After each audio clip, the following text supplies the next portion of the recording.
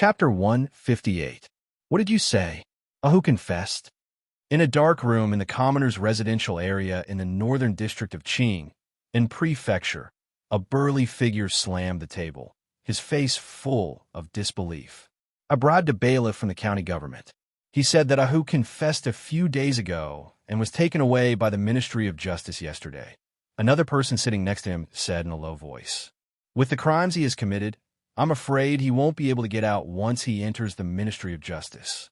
The burly figure stood up, and an oppressive aura suddenly exploded.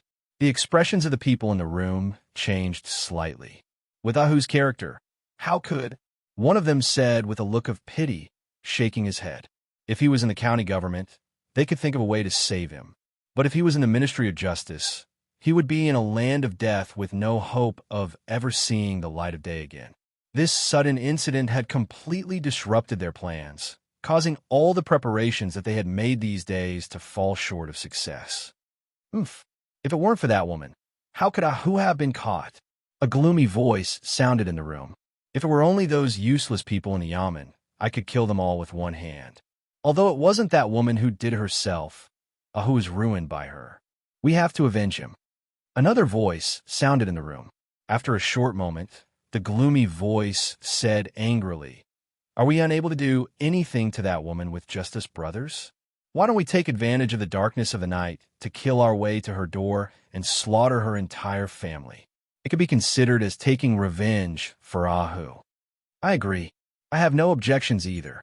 The rest of the people in the room agreed with this suggestion. The people of the Greenwood Forest had always acted according to their whims. To them, human lives were like grass. Every one of them carried at least one life on their shoulders. All of you shut up. Seeing that the room had become noisy, the burly figure suddenly shouted angrily. Only then did everyone quiet down. Although that woman is hateful, her martial arts are really good. Last time, my brothers and I joined forces to ambush her, but we only slightly injured her. In the end, Ahu is still captured by her and handed over to the yamen. Even if we go to her now, we probably won't get anything out of it.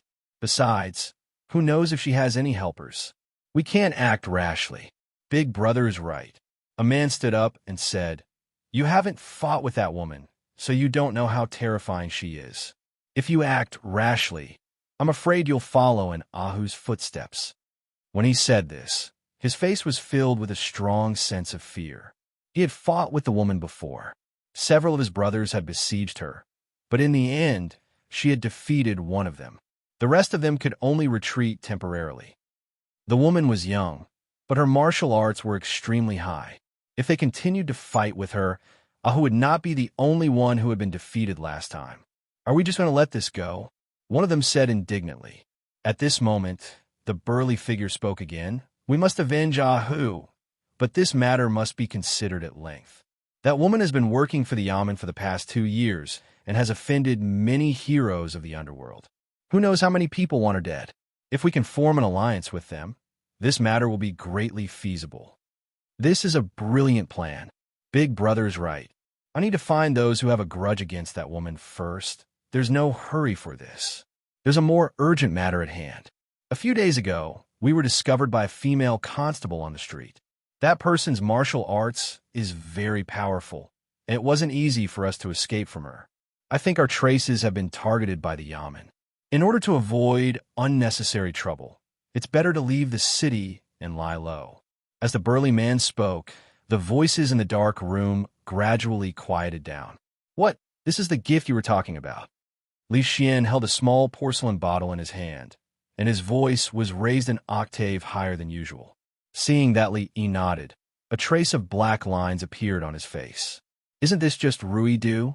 The prince's mansion has as much as you want, and even the servants in the mansion have a bottle each. You want me to give this to Mother? Li Xian somewhat regretted handing this matter to Li Yi, and he didn't pay attention to it anymore. He didn't expect that he would be so unreliable this time. That painting was not bad, but this Ruidu, could he be a little more careful? If he had known that this would be the result, it would have been better for him to search during this period of time to see if there were any rare treasures. It was better than stupidly holding a bottle of Ruidu when the time came. He also didn't bother to explain to him. Because he didn't have time to customize a new porcelain bottle, he used the packaging of Rui Du. However, it contained the first batch of perfume that he had successfully tested. There weren't many flowers that bloomed in autumn, and there were even fewer that could be used to make perfume.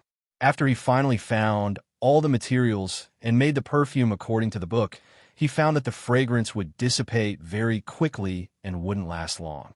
Later, he looked up a lot of information and finally found something called fragrance retention agent in a corner.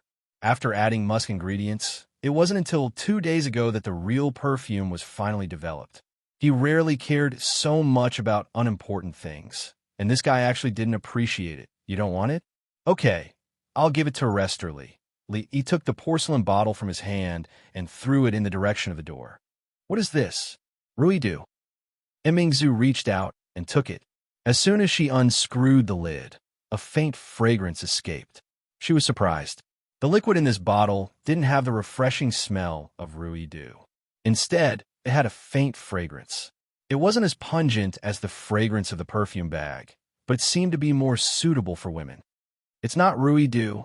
Li Xian's nose didn't have any problems. Naturally, he smelled the fragrance. He couldn't help but regret that he was too anxious just now. He should have opened it first to confirm. Emingzu this, he said, and turned to look at Li Yi. He asked, what is this called? Perfume. Li Yi said lazily. Yes, perfume. I intend to give this perfume to my mother. It's her birthday in 2 days. You see, this perfume was given to me by County Resterly. If you want it, you can ask him again. Emingzu glanced at him and put away the small porcelain bottle. She turned around and left without giving him a second chance to speak. I was wrong just now. Li Xian turned back and looked at Li Yi with a smile. He said, that bottle of perfume was taken away by Enming. Give me a few more bottles. What perfume? Li Yi looked up at him and asked with a puzzled face. Chapter 159. A sin committed by heaven could be forgiven, but a sin committed by oneself could not be avoided. Looking at Li Yi's confused face, as if he had amnesia and had completely forgotten what perfume was, Li Xian's mouth couldn't help but twitch. 10 taels of silver, Li Xian asked tentatively. Li Yi glanced at him and didn't seem to be moved. In the past, when his family was so poor that they didn't even have food to eat, 10 taels of silver was a huge sum of money for him.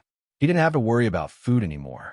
But now, he didn't know how many 10 taels of silver came into his account every day. He didn't have to bow down for this bit of money. Seeing that his amnesia hadn't recovered, Li Xian gritted his teeth and said, I found a fine horse recently. I'll give it to you. 2 bottles at most, no more. Li Yi looked at him and finally spoke. He often traveled between the stockade and the prefectural city. It wasn't a good idea to always rent a carriage from a carriage shop. It was time to have Li Xian give him a horse. Just because he said a few words, he lost a good horse worth several hundred taels of silver. Li Xian felt depressed. After leaving behind an invitation, he took the 2 bottles of perfume and left gloomily. 2 days later, Wang Fei's birthday banquet. Li Yi opened the invitation, glanced at it, and put it to the side. Although he wasn't interested in Wang Fei's birthday banquet, since Li Xian had already sent an invitation, it wouldn't be good to embarrass him. At most, he would get a free meal and leave after he was full. Ning Wang Fu was of such high class. There shouldn't be a lack of delicacies. Speaking of which, he really didn't know what the nobles of the imperial family usually ate. Thinking of this, the unwillingness in his heart lessened a little. It was just that Li Xian was too stingy and only gave 1 invitation.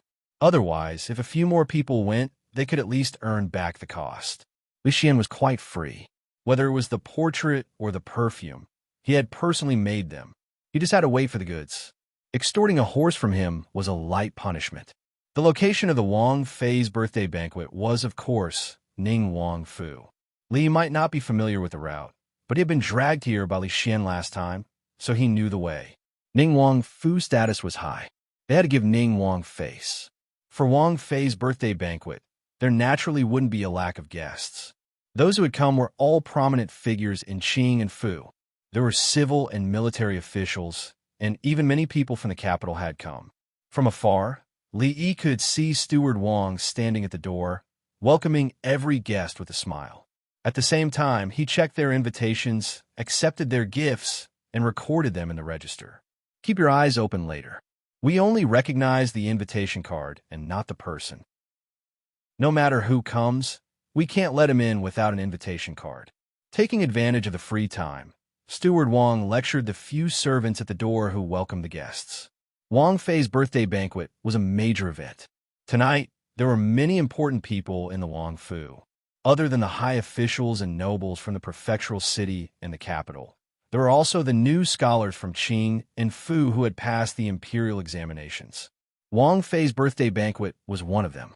Inviting people of insight to discuss state affairs was also the highlight of the night.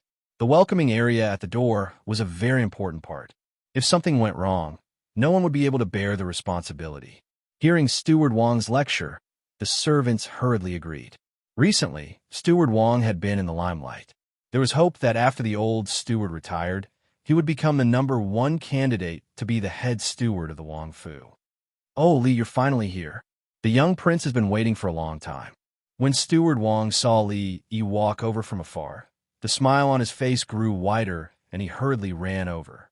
This time, his welcome to Li Yi came from the bottom of his heart. The business of Rui's nectar had brought in huge profits for the Wang Fu. The strong liquor that had just been released had caused many wine lovers to fight over it. It was even more popular than Rui's nectar. Just the profits from the past few days were enough to make Steward Wang smile from ear to ear. These few days, Steward Wang seemed to see mountains of gold and silver crashing down on him. Even the prince praised the strong liquor and praised him in front of everyone. These few days, Steward Wang was even floating when he walked. He had originally thought that he could only be a small steward for foreign affairs in this life. It was Li Yi who brought him hope. If it wasn't for the fact that he saw that the young prince had a close relationship with him, Steward Wang would have wanted to make a blood oath with him and become sworn brothers. Although Steward Wang had been just as warm and courteous when he came, he had never seen him so enthusiastic. When the servants in charge of welcoming the guests saw this, they couldn't help but be surprised. The guests who had just presented their gifts and had not yet stepped into the door also turned to look at this scene. They were also surprised. This person was so young, but the steward of the Wang Fu was so polite to him. Could it be that he was also a big shot? "Steward Wang, long time no see." Li Yi smiled and cupped one hand in the other before his chest. He handed over something in his hand. After thinking about it, he felt that there was no good gift to give. If he gave something more expensive, the Wang Fu didn't lack it, and he was reluctant to buy it. If he gave something novel, he was afraid that it would steal Li Xian's limelight. Of course, the main reason was that he was too lazy to think about it. It was better to write this congratulatory speech in person, which was full of sincerity and not conventional. A congratulatory speech could be finished in an hour. It took some time for the ink to dry. He casually found a shop to frame it and brought it here to freeload to attend the birthday banquet of the Wang Fu. "Sir, please show me your invitation." A person hurried over and took the thing from Li Yi's hand. He said with a smile, "You insensible thing. Go away. Does Li need an invitation?" Steward Wang reprimanded the servant with a sullen face. Then he looked at Li Yi and said with a smile, "Li, I will take you in." The little prince said that as long as you come, I will take you to him immediately. Seeing Steward Wang take the young man in, the servant who was reprimanded was confused. Didn't Steward Wang say that no matter who came, he must show the invitation? Didn't he say that only the invitation would be recognized and not the person? Tonight, the Wang Fu was very lively. Along the way, Li Yi saw many men and women dressed in gorgeous clothes talking and laughing at the table in the courtyard. There were many Confucian scholars and scholars with extraordinary temperament. In the open space next to them, there was a singer singing with a mellow voice. This atmosphere was somewhat similar to the poetry meeting that he attended. Perhaps the banquets of the ancient people all liked this style. After following Steward Wang and turning left and right, they went deep into the Wang Fu. Gradually, the voices became smaller. Chapter 160. When he saw Li Xian again, He was in his room, staring at a kite in a daze. It was the princess's birthday, and the crown prince was hiding in his room, watching a kite at night. No matter how he thought about it, it was not normal. When he saw Li Yi, his eyes lit up. He grabbed the kite and stood up, saying, "Today I carried a heavy weight on this kite," and threw it from the roof. It was like a falling leaf, very slow. If I made this kite bigger, it could naturally carry more weight. If I made it bigger, wouldn't it be able to carry a person from the sky? After listening to his words, Li Yi felt that as a second generation, he was really burying his talent.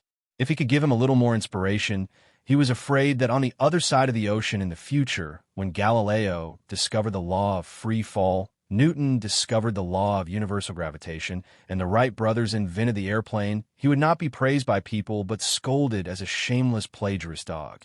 Of course, the premise was that there would still be such people in this world. In theory, people can fly into the sky, Li Yi said as he looked at him. This sentence undoubtedly brought light to Li Xian's world and illuminated his entire life. He had been thinking about these things recently, but he could not verify them. He could not make a big kite for the guards of the prince's mansion to carry and jump off the cliff. Li Yi's affirmative answer made his heart feel at ease. Next, he only needed to do what he had been doing these days and slowly advance toward his goal.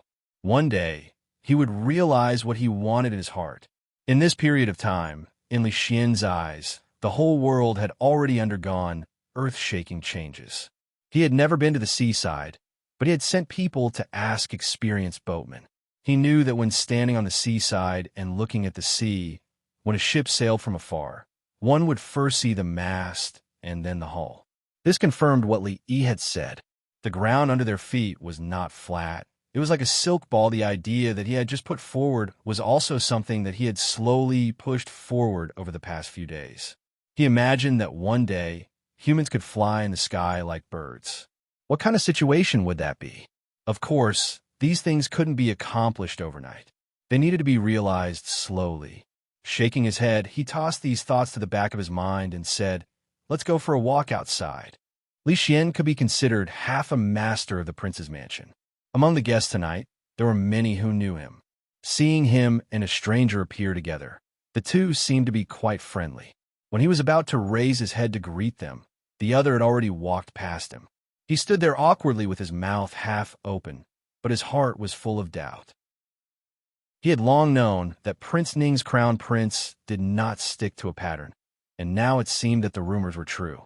He just didn't know what kind of person that young man was, that he could make Prince Ning personally accompany him. As the main characters of the night, Ning Wang and Ning Wang Fei were of noble status. Naturally, they wouldn't show their faces outside at all times. Only some important guests were qualified for them to personally accompany them. At this time, in a brightly lit hall, there were a few figures. Sitting on the main seat was a graceful and noble woman. She smiled and said, "A few days ago, Yin Fei personally returned to the palace from Qing in province and brought back a strange item called Rui Du. His Majesty greatly praised it and has included it as a tribute. I just didn't think that this Rui Du would come from the prince's mansion. If Jie likes it, then when you return to the palace this time, bring some back." Ning Wang and Ning Wang Fei sat on either side of her. The one who spoke was Ning Wang Fei. "Then thank you, sister. When His Majesty reads memorials, he can't do without this item," the noble woman said with a smile. Even though this was Ning Wang Fu, Ning Wang and Ning Wang Fei were very polite to this woman. It was because of her special identity that even they hadn't thought that she would come to this birthday celebration without notice. Walking with Li Xian would always attract a crowd of onlookers. Li found an excuse to send him away. He strolled around alone for a while and tasted the food that the prince's mansion used to entertain guests. He felt slightly disappointed. The so-called food was only so. It was far from what he had hoped for. "You brat, what are you doing here?" An extremely surprised and shocked voice suddenly sounded in his ear. Li stilled and turned his head. He saw Professor Feng, who he had seen that day, pointing at him with an angry expression. This voice was too sudden, and the surrounding people were also startled. Gazes involuntarily turned in that direction. Professor Feng was very famous in Qing province, especially to the students. There were many people who had been taught by him. They were all curious who could have made Professor Feng so angry. He was almost scared out of his wits. He had no enmity with Professor Feng, but looking at him like this, it was as if he had sullied Professor Feng's daughter's chastity and his father-in-law was coming to settle the score. It would be strange if others did not misunderstand. Professor Feng, what is the meaning of this? Li turned to look at him. Brat, didn't you say that you had a strange illness since you were young? Every time you thought about taking the scholarly exams, you would be bedridden and fall ill? Why is it that, after becoming a county lieutenant, you look more energetic? Every time Professor Feng thought of the lies he had made up that day and how he had foolishly believed them, he would feel a sense of shame in his heart. After teaching so many students for so many years, even if it was a scholar, they would have to be respectful to him. He had actually been fooled by an elementary scholar. After so long, he still couldn't swallow this anger. When he heard from Prefectural Magistrate Dong that this fellow was already the county lieutenant of Anxi Province, his heart was even more depressed. He looked at him with some dissatisfaction. As a dignified prefectural school's professor, every time he opened his mouth, he would call him a brat. Where was his manners? It seemed like this Professor Feng had spent so many years studying the sage's books in vain. If he had the ability, he should have asked the current emperor about the matter of him becoming a county lieutenant. Why was he venting his anger in front of him? Did he think that he was willing? I've already said that it's a strange illness. Who knows when it will get better? Maybe this position of county lieutenant is a good medicine. Li said lazily. He picked up a plate of pastries and walked past Professor Feng. He didn't want to be called a brat by this Professor Feng again. Even though the other party's rank was higher than his, could a city's education bureau director control a county's public security bureau director? Obviously not. Since that was the case, there was no need to bother with him anymore. Incurable. Incurable. Professor Feng watched as the scholar left indifferently after being ignored. He waved his sleeves and said angrily. As for those officials who had been reprimanded by Professor Feng, they looked at Li Yi's back with a little respect. After so many years, this was the first time they saw a student who dared to speak to Professor Feng in such a manner. Respect, respect. Chapter 161. What made Brother Feng so angry? Seeing Professor Feng blowing his beard and glaring at him from afar, many people who were familiar with him walked over. One of them, a middle-aged man, looked at him and asked in confusion, "Forget it, don't mention it again." Professor Feng was afraid that if he continued to talk about this matter, he would become sick from his unambitious, bookish attitude. So he waved his hand and said, Did that county magistrate Li offend Professor Feng again?" A slightly teasing voice sounded. When everyone turned their heads to look, they all put on a serious expression and cupped their fists. Lord Dong. The person who came was Magistrate Dong. Magistrate Dong smiled and waved his hand. Tonight, there's only Dong Wenyun, no Lord Dong. Seeing that Magistrate Dong was so casual, everyone gradually relaxed. Finally, someone couldn't help but ask, "May I know what's going on with the county magistrate Li that Brother Wenyun mentioned?" Magistrate Dong laughed and said, "You have to ask Professor Feng about this." Seeing that everyone was looking at him, Professor Feng could not hide it anymore, so he told them everything from the beginning to the end. He actually doesn't want to be an official. A chronic illness that prevents him from becoming an official? Brother Feng actually believed this kind of excuse. That Rules for Disciples is an excellent work. I just read it yesterday. I heard that the new Anxi County Magistrate was personally conferred by His Majesty. Is that true? Of course it's true, but since he has contributed to education, he should be conferred the title of a scholar. Why did His Majesty confer him the title of County Magistrate? After listening to Professor Feng's story, everyone started to discuss. Magistrate Dong coughed and said, "His Majesty must have some deep meaning behind this. We can't make any wild guesses." The officials who were curious about this immediately shut their mouths when they heard this. Guessing the emperor's intentions was a taboo for an official. Was that person really County Magistrate Li? County Magistrate Liu followed behind Magistrate Dong. The familiar figure appeared in his mind, and his heart trembled again. It was thanks to Magistrate Dong that he had the right to come here tonight. Even so, he had to act cautiously, fearing that he would accidentally anger some important person. However, County Magistrate Li was able to act neither servile nor overbearing in front of Professor Feng, whose rank was much higher than his. He even left in a carefree manner after the incident, as if the Wang Fu was his own home. Magistrate Liu would never believe that he was just an ordinary county magistrate. No, it seemed that when he returned to the county government today, he had to sternly warn that unfilial son to stay in the government office for a period of time and not go out to cause trouble. He should also forget about the misunderstanding with County Lieutenant Li as soon as possible. I heard that Mimi had a chronic illness a few days ago. As an elder sister, I should have come to visit, but it is not easy to leave the palace. Seeing that Mimi's complexion is good, I can relax. The elegant and noble woman held Ning Wang Fei's hand and said with a smile, "Thank you, Your Highness, for your concern. Your concubine's body is fine now," Princess Ning said softly. The beautiful woman patted her hand and said, "What concubine? There are no outsiders here. You and I can call each other sisters." With that, her face showed some confusion and she said, "That's right. Why didn't I see Xian today?" Princess Ning smiled and said, "He doesn't know that sister has come. He is probably still in his room. I will send someone to call him." As soon as she finished speaking, a figure walked in from the door. "Father, mother." As soon as Li Xian stepped into the room, he saw that other than his mother, there was another woman in the room. When he saw her appearance clearly, he was stunned for a moment, then immediately knelt on the ground. "Xian greets Your Highness." The elegant and beautiful woman immediately smiled and personally walked up to him. She helped him up and said, "Child, we haven't seen each other for many years, but you have become polite to me." She looked Li Xian up and down and nodded with satisfaction. She said, "I haven't seen you for many years.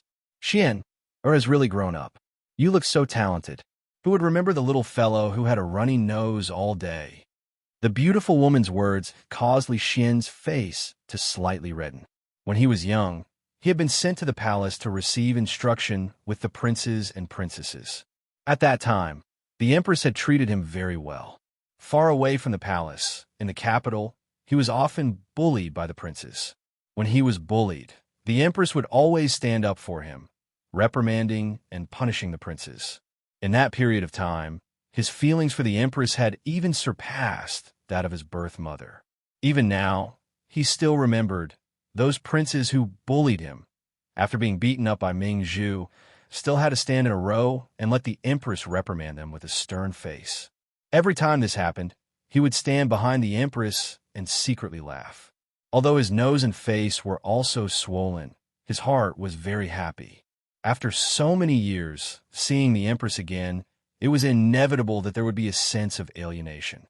But after the other's words, the estrangement caused by time was instantly swept away. Just now, you wanted to present a gift to Wang Fei, right? Let the empress see what good things Xian has given to Wang Fei.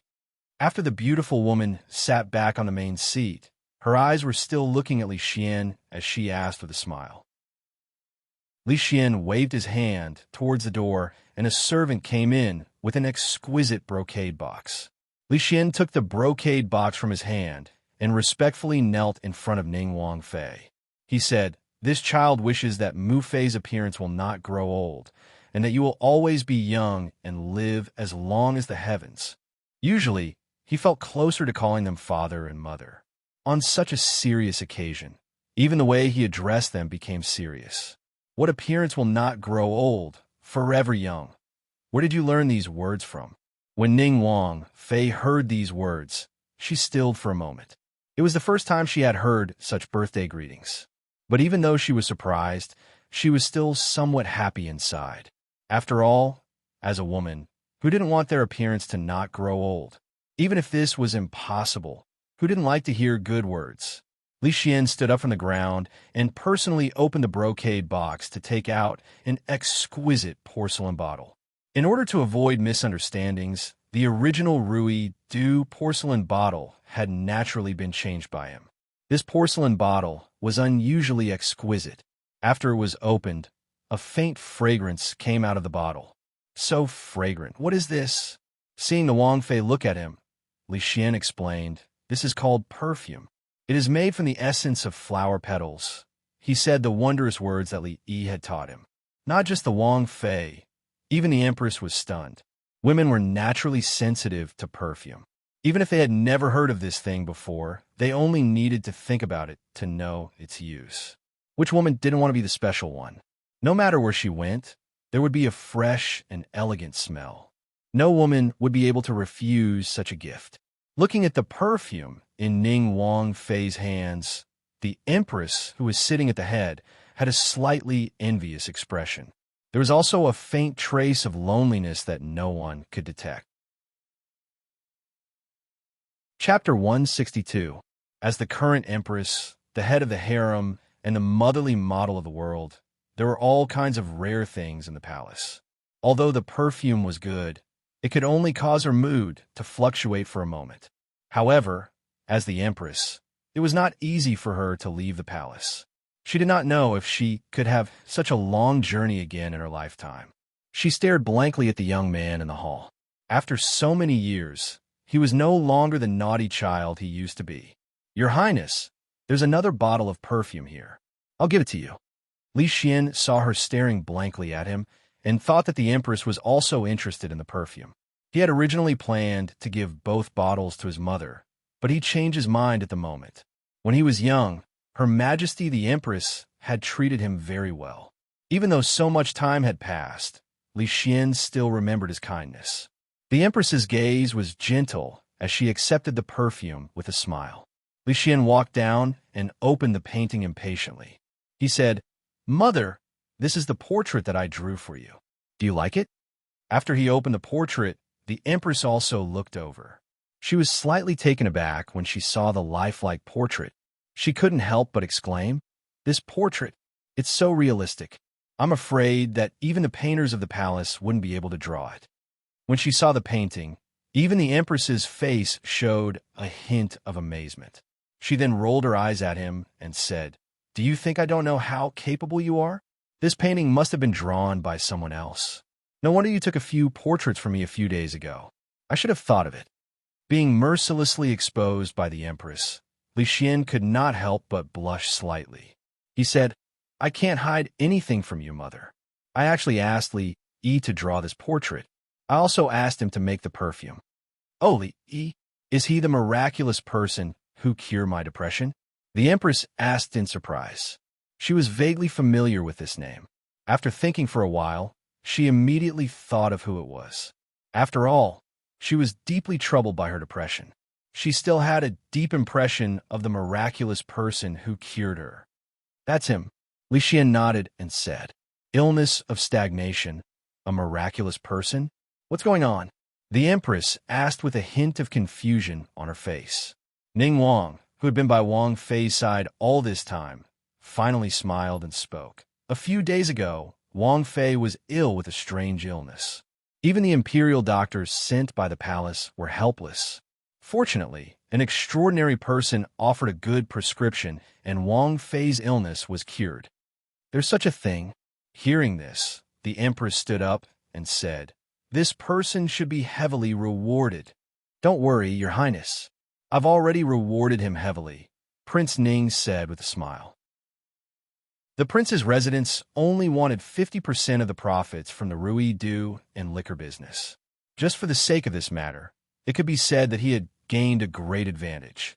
Not only does he know medicine, but he also has such painting skills. He can be considered an extraordinary person. The Empress looked at the portrait and said, "With just a few portraits, he can draw such charm. He is more than qualified to be a court painter. If Your Highness likes it, I can ask him to paint one for Your Highness. As for becoming a court painter, it's not necessary." Li Xian was really worried that the Empress would make Li Yi into the palace as a royal painter. If that was the case, his life would undoubtedly be less interesting. He hurriedly said this and quickly ran out. The Empress had wanted to stop him, but her eyes glanced and saw the perfume and portrait in Ning Wang Fei's hands. She just raised her hand and put it back down. All right, you don't have to accompany me. Tonight is Sister's birthday.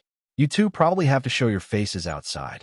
After a while, Ning Wang and Ning Wang Fei sent the Empress to the inner hall. Tonight, the prince's residence was very lively. Li Yi finally found a secluded garden. He held a plate of pastries in one hand and a pot of fruit wine in the other as he walked towards a pavilion in the depths of the garden. Choosing to come here tonight was not a correct decision. Other than Li Xian, the only other person he knew was that Professor Feng. If he went out now, he would probably be scolded by that person who liked to lecture others. It was quieter here. Li Yi sat down in the pavilion and ate the pastries and drank the fruit wine. He could faintly hear someone singing. The voice was very pleasant to listen to. In this era, it seemed that any banquet would have dance music to add to the fun. Li Yi had just seen a group of people gathered there. Before he could go over to join in the fun, he had encountered Professor Feng. After being called brat twice, he didn't have any thoughts of going over. When he came over just now, the banquet outside had just started. He wasn't in the mood to face a table of strangers. He ate something to fill his stomach and then said goodbye to Li Xian before going back to sleep. He had eaten too many pastries and was extremely greasy. The fruit wine tasted good, and he drank a mouthful to relieve the greasiness. Not long after he put down the wine pot, he suddenly heard footsteps behind him. The person who was walking towards the pavilion didn't seem to realize that there was someone in such a secluded corner. The old figure behind the man said in a low voice, "My lord, should we chase him away?"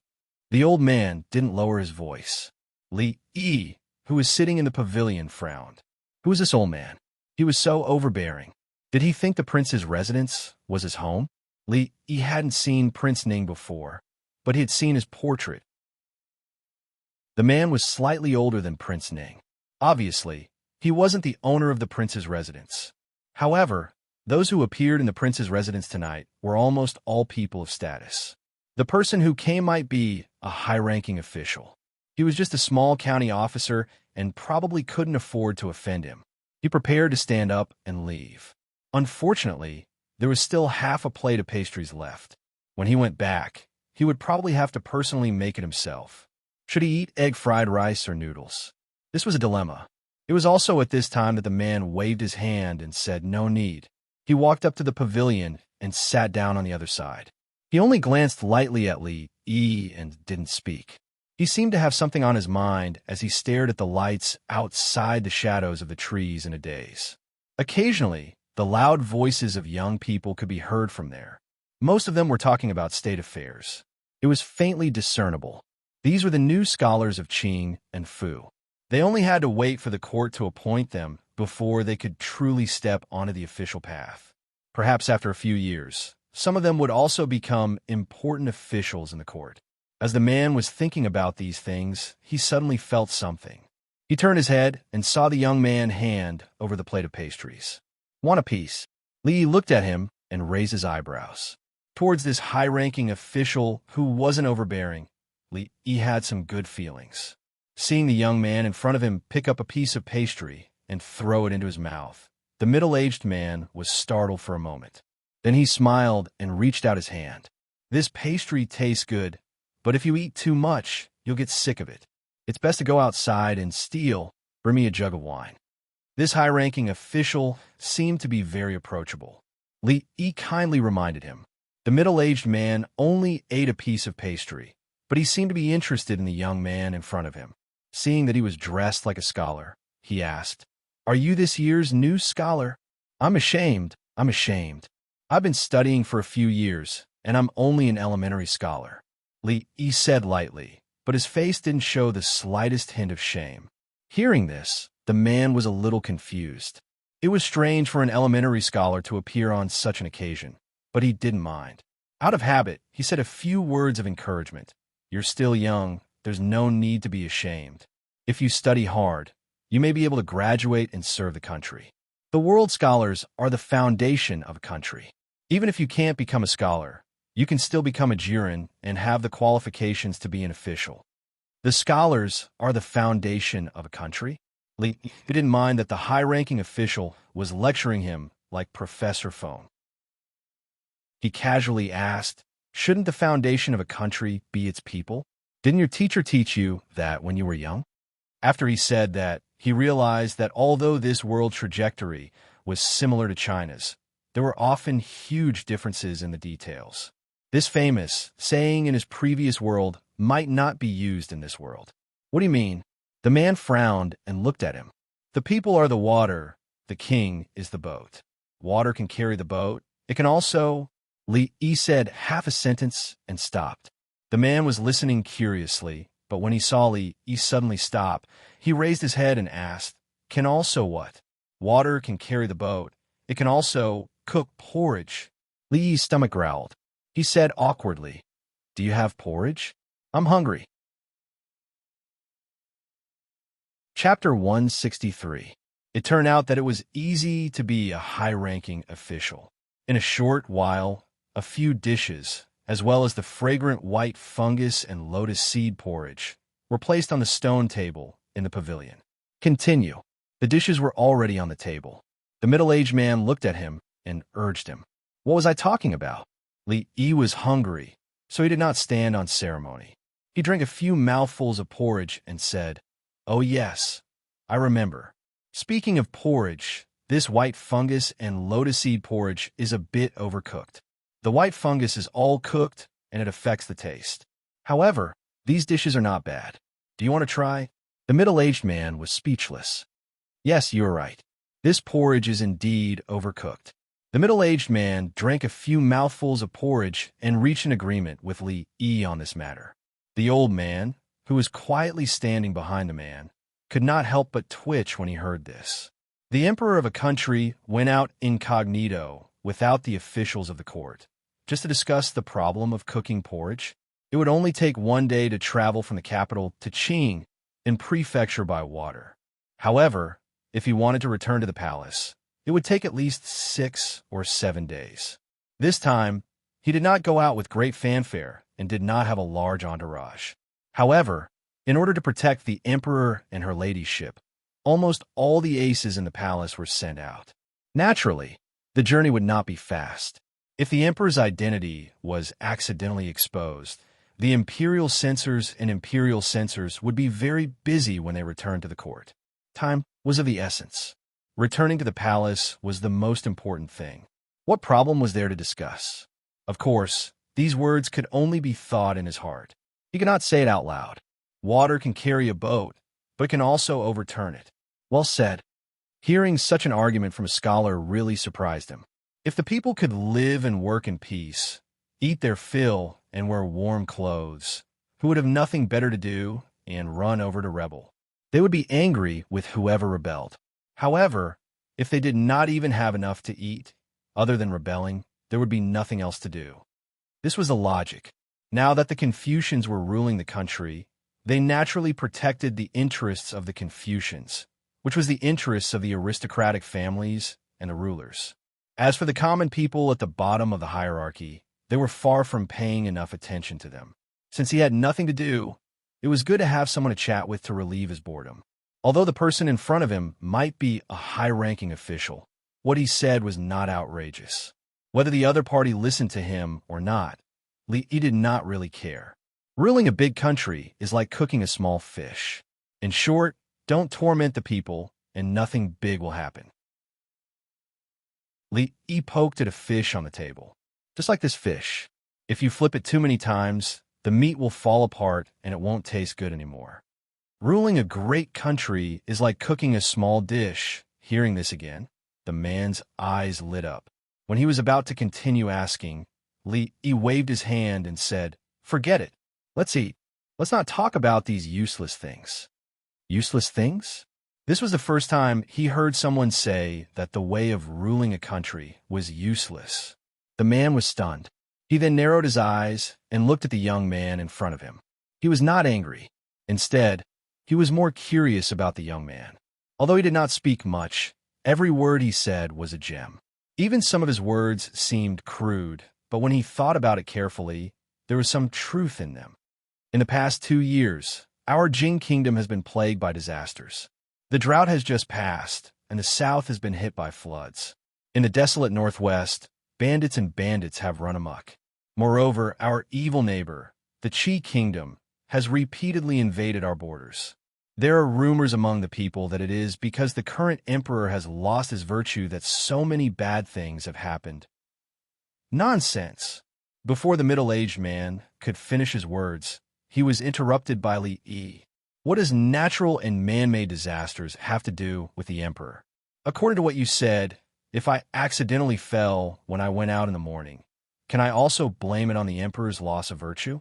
Aside from the fact that he was inexplicably made a county lieutenant, which caused Li Yi to have some complaints about the current emperor, he had a good impression of him in other aspects. After all, from the various government decrees carried out in the Jing Kingdom, His Majesty did not seem to be a fatuous ruler. Just the temporary exemption of taxes in Qing, in prefecture and the surrounding cities was enough to make even Li Yi remember his kindness. The elder behind the man wanted to say presumptuous. How dare he use such an indecent word in front of the current emperor? However, before he could say anything, His Majesty waved his hand behind him. After glaring angrily at the young man, he kept his mouth shut.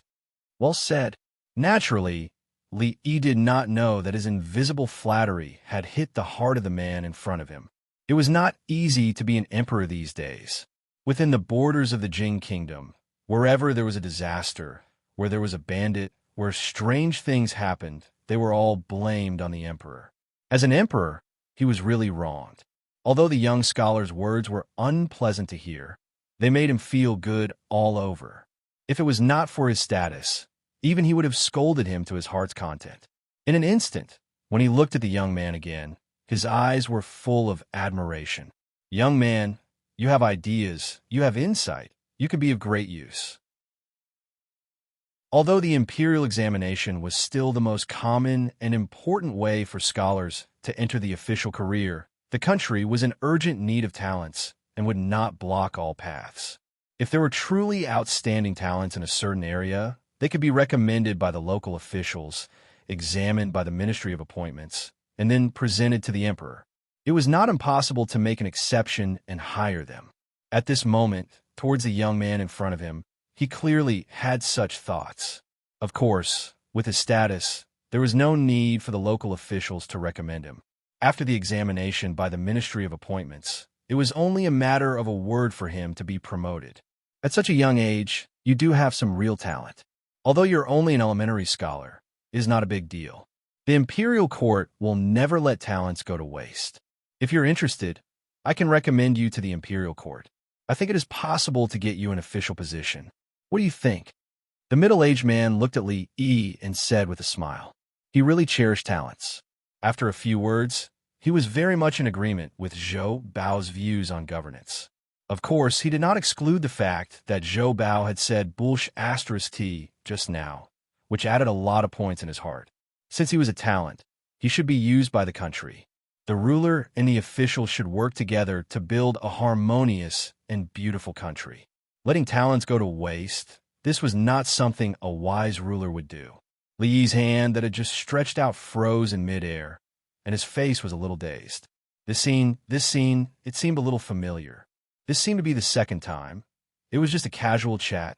Was there need to be so nervous? Indeed, a loose tongue causes trouble. If he had known earlier, he would not have said those words just now. Slowly putting down his chopsticks, he said with a face full of regret, "To tell you the truth, I have been suffering from a chronic illness since I was young."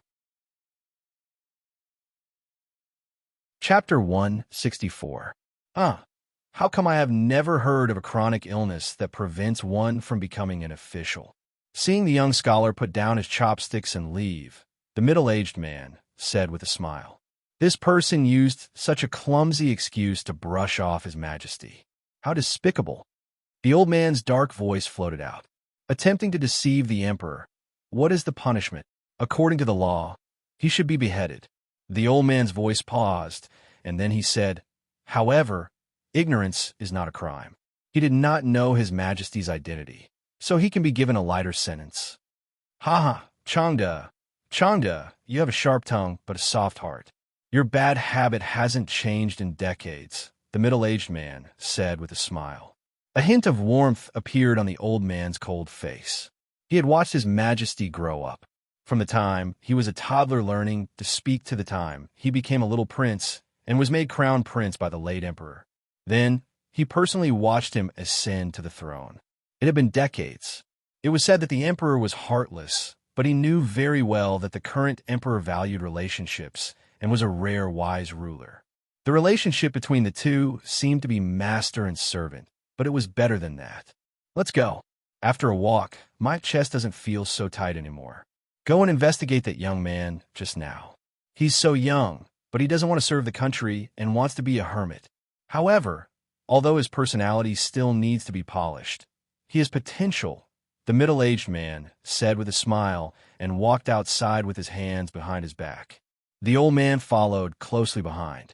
As the two of them left, countless silhouettes flickered in the surrounding darkness, disappearing in the blink of an eye. After strolling out of the garden, he was still slightly hungry. Li felt regret. If he had known that this high-ranking official would be the same as Professor Feng and make him an official in the end, he wouldn't have said so much just now. Otherwise, he wouldn't have been so hungry. He only drank half a bowl of porridge and only ate a few mouthfuls. It was a pity. Shaking his head, he decided to go say goodbye to Li Xian and go back to sleep early. At this time, not far away, around a wide pavilion, there was a lively scene of laughter and toasting. Most of the people gathered here were scholars. At this time of turbulence, thanks to Prince Ning's invitation, they gathered together to brainstorm and discuss the affairs of the country using the opportunity of the Wang Fei's birthday banquet. Perhaps they could really come up with a good solution. Other than the officials from Qing and prefecture who had been invited, the new Jinshi who had graduated from Qing and prefecture this year were all included. These people were the future pillars of the country. Once the court officially appointed them, they would immediately take up their posts and officially become civil servants of the Jing Kingdom. The reason why he had invited them tonight was also to give them some guidance. Many of the new Jinshi were high-spirited and had not yet been tempered by the cruel reality. They were filled with the desire to serve the country and finally had a chance to express their ideals and ambitions. Using this opportunity, they would point out the country, encourage writing, and when they got excited, they would write a poem. It seemed that if they didn't do this, they wouldn't be able to express their concern for the country and the people. In the pavilion, there were courtesans and dancers to add to the fun. Every time someone wrote a poem, they would go up and sing it. On an occasion like tonight, no matter if the poem was good or not, no one would get a bad review. Of course, poetry was also within the scope of the examination. Those who were able to pass the Jinshi exam would write poems that weren't too bad. At this time, in a remote corner of the venue, County Magistrate Lu sat alone on an empty table and drank by himself. He seemed a little lonely and desolate. Magistrate Dong and a few other officials sat in the middle, surrounded by the stars. As a small attendant of the county magistrate, he was too embarrassed to join them. He could only sit alone in the corner and watch the new Jinshi perform. He thought back to the days when he was high-spirited and his eyes were blurred. The wine in the mansion was good, and County Magistrate Lu was a little tipsy unconsciously. Slightly tilting his head, he saw a familiar figure turning out of a garden and walking straight towards him. County Magistrate Lu was puzzled. He didn't know why County Magistrate Li went there alone. He stood up and was ready to greet him when he came. In the mansion tonight, both of them were alone, and they felt that they were in the same boat. Just as he put down the wine cup and stood up from his seat, he saw two figures walking out behind County Magistrate Li. The one walking in front was a middle-aged man with an ordinary look, but had a dignified air of being in a high position for a long time.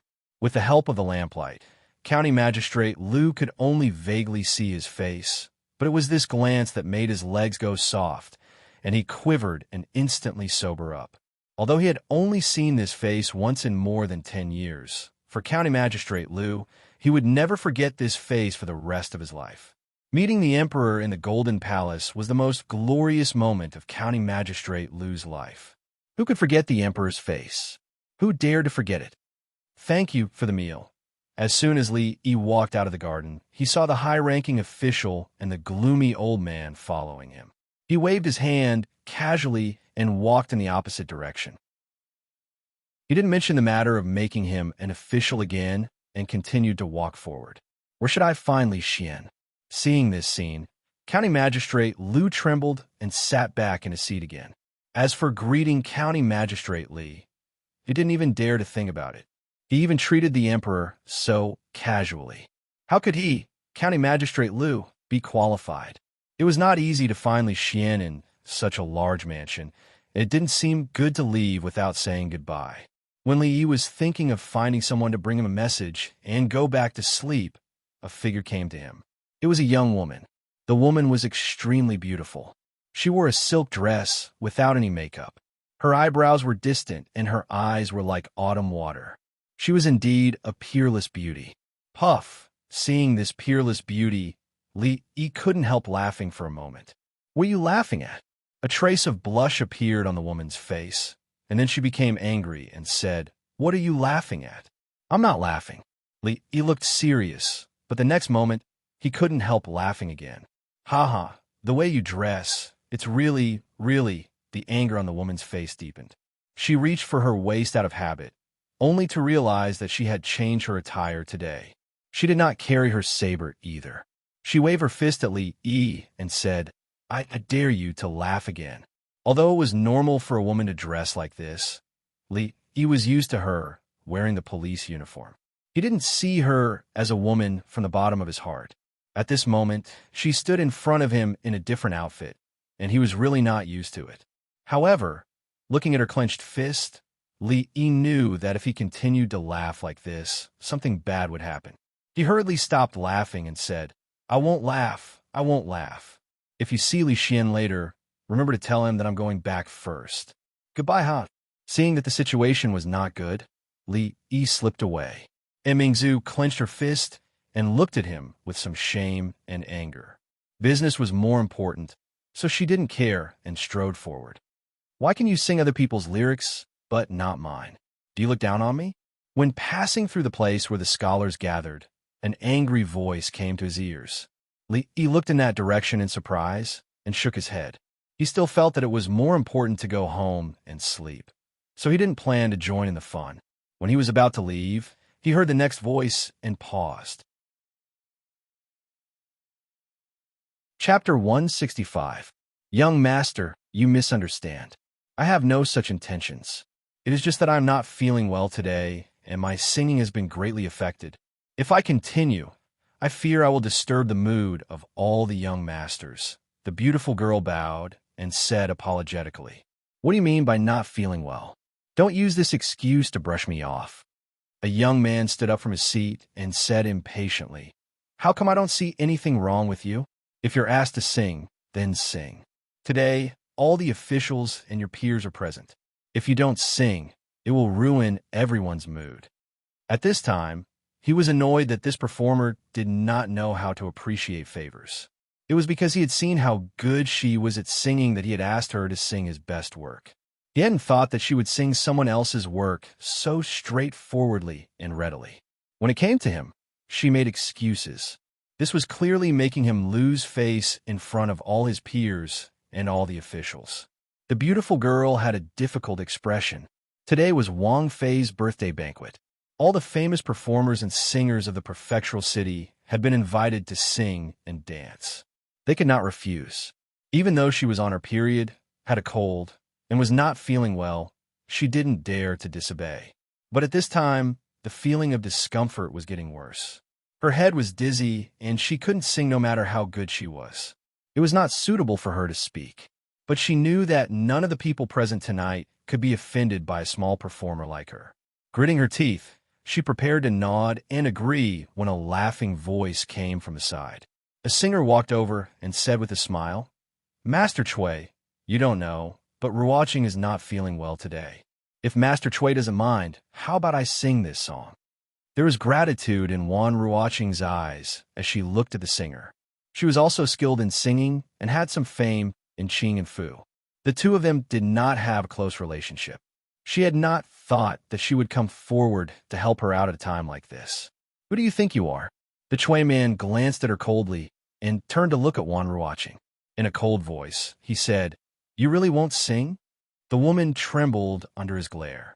She opened her mouth, but didn't say anything in the end. She was only a lowly songstress, while the other was an outstanding talent among the scholars of Qing and Fu. Naturally, she did not dare to say anything more. After casting an apologetic look at Wan Ruoqing, he quietly retreated. They were already used to such a scene. The singers and actors had expressions of grief and indignation on their faces, but they could only lower their heads in silence. "You really don't want to sing?" When a man from the Chui clan said this, he raised his voice slightly. Many people in the surroundings stopped talking and looked over in puzzlement. What happened to Brother Yin Xian? Strange. Why is Brother Yin Xian making things difficult for a performer? He drank quite a bit just now. I'm afraid he's a little drunk now. There are also some people who were closer and knew the whole story. They gave a simple explanation. Everyone guessed that Chui Yinxin was really drunk tonight for making things difficult for an actor for no reason. Speaking of which, the wine in the manor was really good. Scholars couldn't live without wine. All of them had amazing alcohol tolerance, but they didn't dare to drink too much tonight because the wine was too strong. Normally, they would raise their cups and drink to their heart's content, but tonight, they were worried that they would get drunk and cause trouble. Everyone looked at the two of them with an expression of interest, but no one went up to mediate.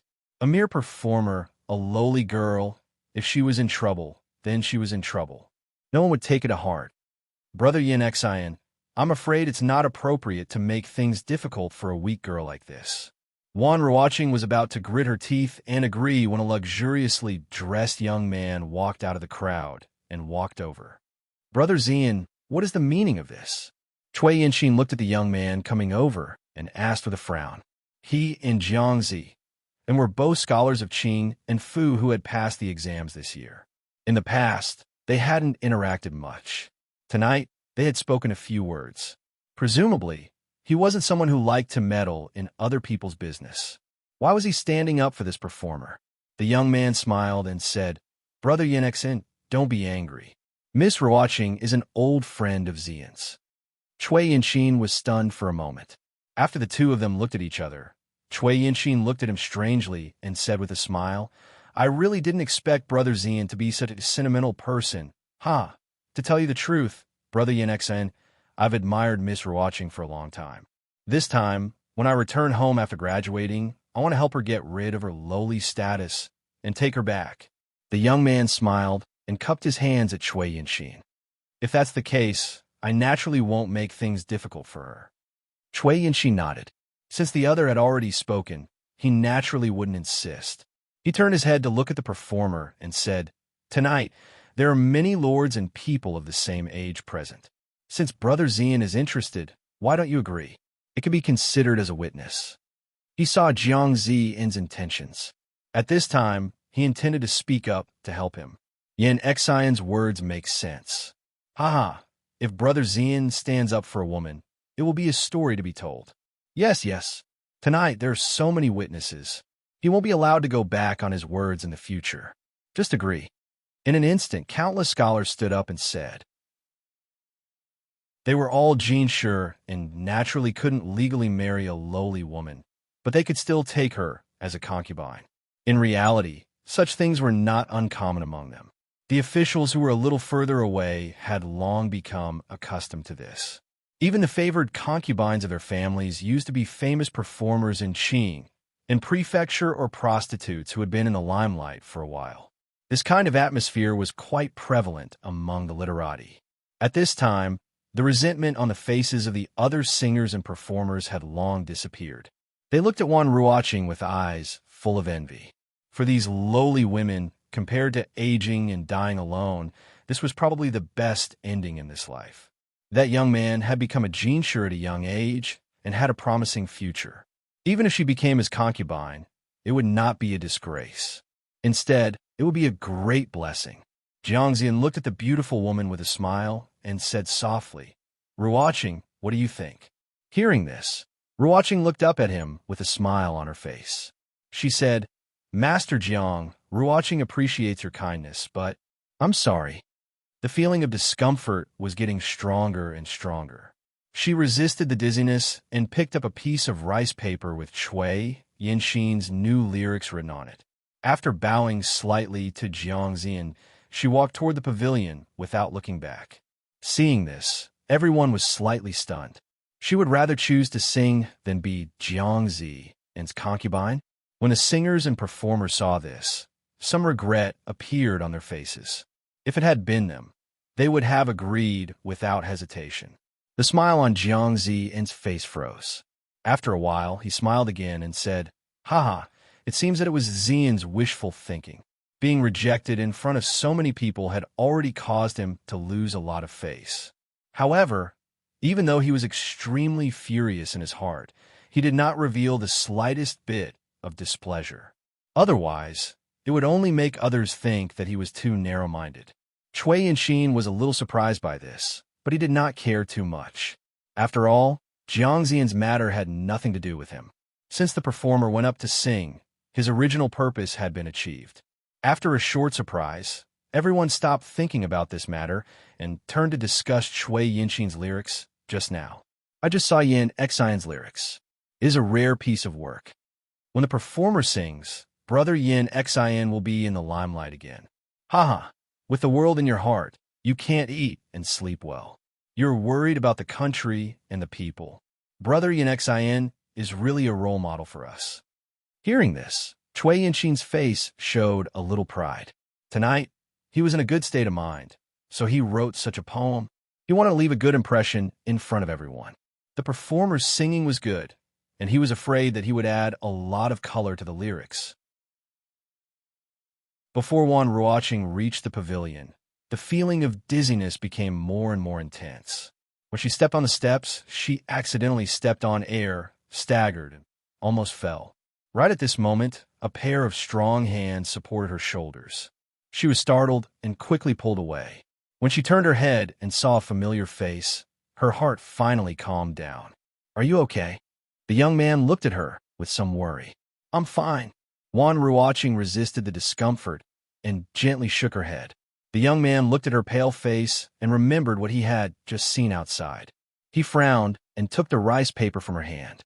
After glancing at it, he crumpled it into a ball and threw it on the ground. "What the hell is this?"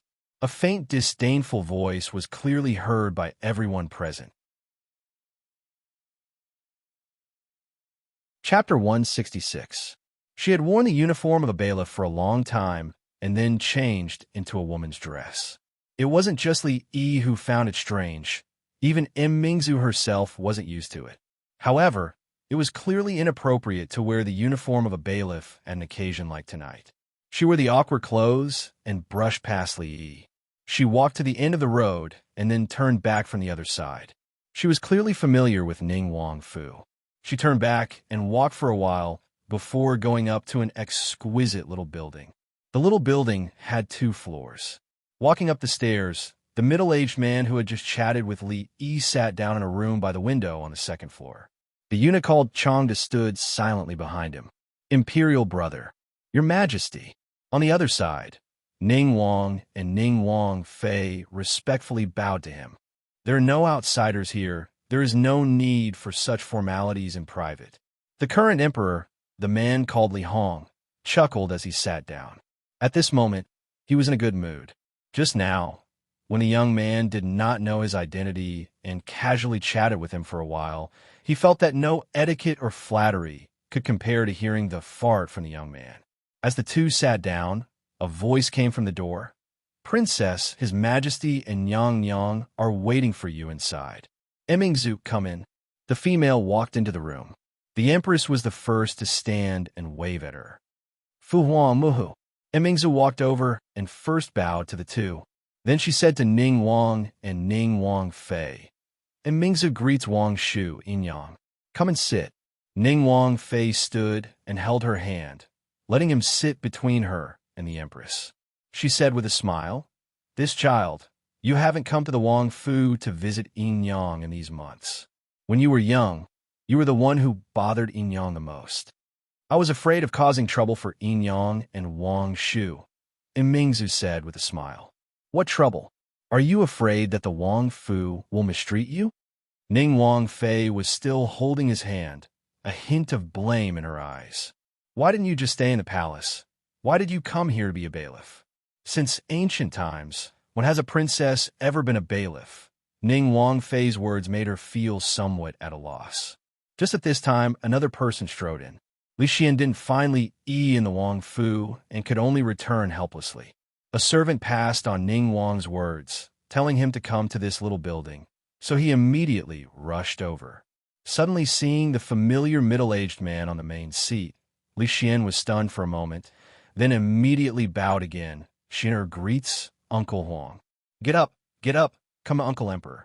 Jing Emperor waved his hand, and Li Xian had to sit down obediently. After he sat down, the Empress seemed to think of something.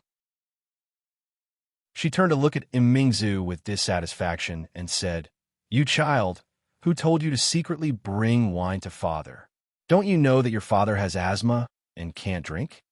And Changda, I told you to look at his majesty, and you just look at him like this? Don't think that I don't know that without you, the wine would not have reached his majesty's hands. This old servant knows his mistake. The old man behind Jing Emperor heard this and immediately knelt down. Get up. Jean is also at fault in this matter. Let's not mention it anymore.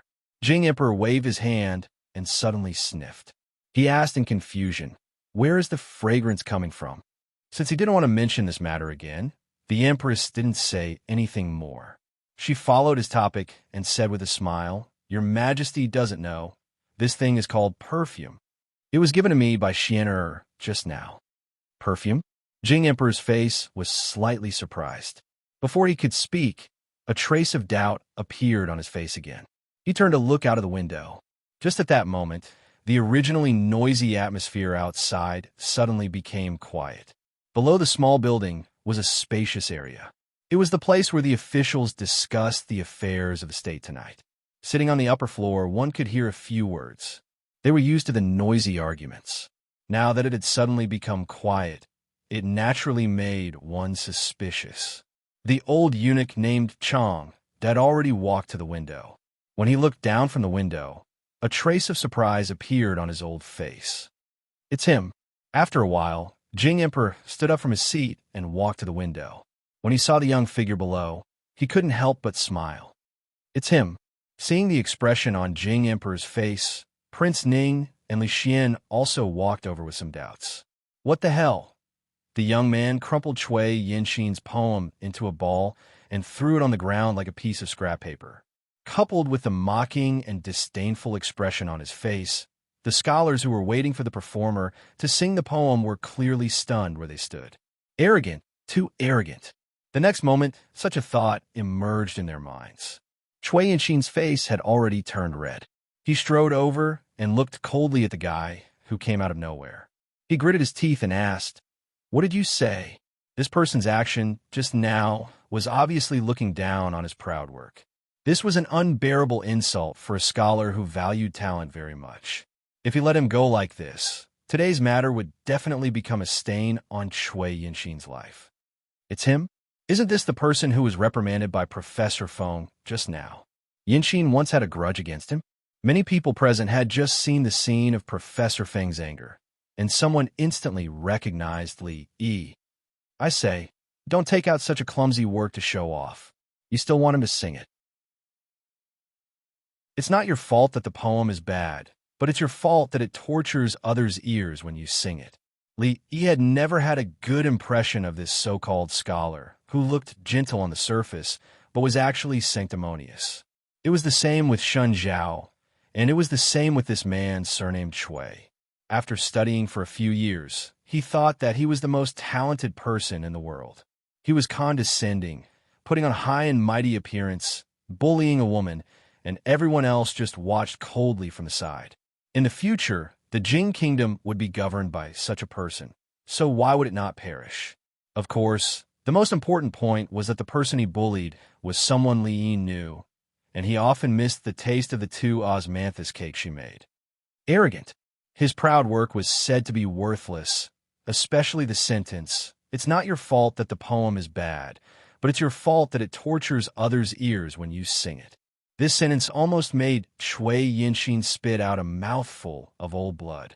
There was not a single curse word in the whole sentence, but when it was put together, Chui Yinxin had the urge to strangle the person in front of him. He shouted angrily, "Arrogant person, what good poem can you come up with?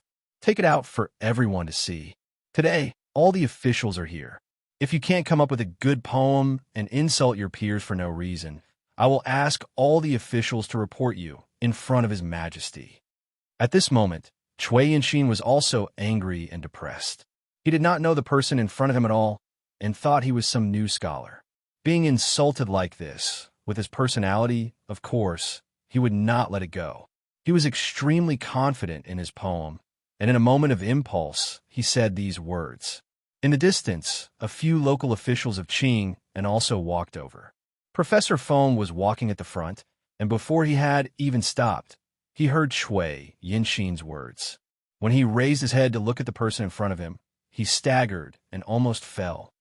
Yinxin, Chui Yinxin was someone he thought highly of, and he had not let him down in this imperial examination. He had obtained the title of scholar, and he really did not want to see Chui Yinxin be humiliated again. These days, he had been preparing for the imperial examination in the capital and did not know anything about the recent events in Qing and prefecture. Naturally, he did not understand that competing in poetry with the young man in front of him was practically asking to be humiliated. "Master Feng, I have made up my mind. Today, I will not tolerate this humiliation." Chui Yinxin waved his sleeve and said with a face full of determination.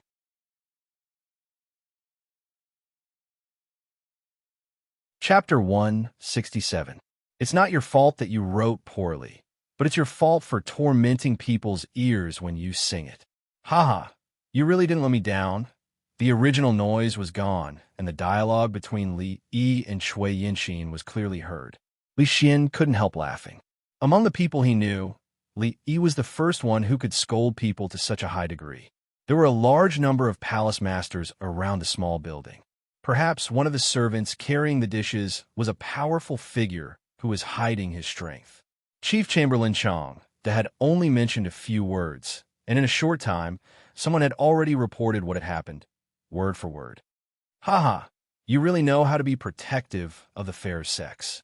Jing Di smiled, and then seemed to think of something. He looked at Li Xian and asked, "Little Xian also knows him?"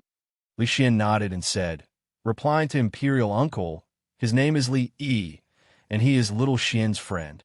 Li Yi. Hearing this name, Jing Di's face showed a trace of doubt. He always felt that he had heard of it somewhere. Imperial Father, Li Yi is the person who wrote rules for disciples. You just conferred him the title of county lieutenant. And Mingzhu explained prettily on the side. As the ruler of a country, he was busy every day. Naturally, it was impossible for him to remember the name of a scholar. After she reminded him, he remembered that it seemed to be true. Li Yi, is he the person who cured my sister's chronic illness? At this time, the Empress on the side also asked. Imperial Mother, it's him. And Mingzhu said. Even Jing Di did not expect that the interesting young man he met in the garden of the prince's mansion had such a deep relationship with the royal family. He already had a copy of the poem written by Chui Yinxin. After looking at it, he shook his head and said, "It can be regarded as a good piece of work. I am afraid that it is difficult for that young man to write a better one." In his heart, he admired Li Yi very much, but he did not understand his poetry. He hoped that he would win, but he also knew that the possibility was not high. Imperial Brother guessed wrong this time. At this moment, Prince Ning smiled and stepped forward, saying, "Tonight, even if Chui had chosen anyone here, he might not have lost. But he chose Li Yi, so he can only humiliate himself. Because of Li Xian, he had specially sent someone to investigate Li Yi, since he could be called the #1 scholar in the Jing Kingdom by Su Lao Xuezhing. How could his talent in poetry be comparable to anyone? At this time, the Empress also said, the birthday poem he wrote for my sister was not bad. I think he has some talent." Hearing that the Rui Dew and perfume were made by Li Yi, The two of them naturally wanted to see what kind of gift he presented today. Although they were slightly disappointed that he only gave a birthday poem, they had to admit that the poem and handwriting were excellent. Could it be that I've underestimated him? When Jing Di looked down in surprise, Mingzhu's eyes also stopped on Li Yi. Most of the time, he was easy to get along with, but if he showed that kind of expression, it meant that someone was going to be unlucky. You should go and participate. He was already an adult, but he was still as childish as a naughty child. When he couldn't bully others, he went to complain to an adult. However, Cui Yinxin's words obviously did not scare Li Yi. If he had the ability, he should go and participate. It would be best if he could make him lose his position as a county officer.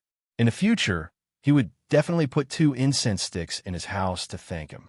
You should go and participate. Participate. When Cui Yinxin heard this, he felt like he had punch cotton. He almost couldn't help but spit out a mouthful of blood. He met a handsome man who didn't know any tricks. He couldn't use any of his methods. Wan Ruoqing's pale face showed panic. She hurriedly picked up the Xian paper that he had crumpled into a ball from the ground. I'm fine. I just want to sing another song. It's nothing. Li Yi, standing out at this moment, was equivalent to standing on the opposite side of all the officials. Moreover, there were so many officials here. If he offended them, his future career would really be ruined. Even though she was very grateful for Li Yi's bravery, she couldn't ruin his future for her own selfishness. After all, the road of an official career was really too important for a scholar. He once again crumpled the paper into a ball. After Wan Ruoqing saw his eyes, she didn't speak anymore. There was a trace of determination in her beautiful eyes. Among the officials of Qing and prefecture present, there were only 3 people who knew Li Yi: County Magistrate Liu, Professor Feng, and Magistrate Dong.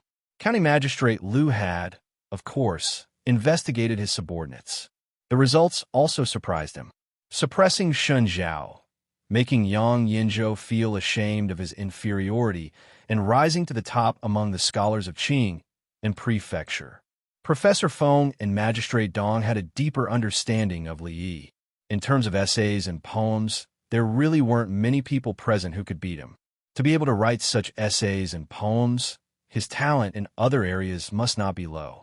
If it weren't for the fact that he had no interest in an official career, these people would most likely be suppressed by his brilliance in this year's imperial examinations.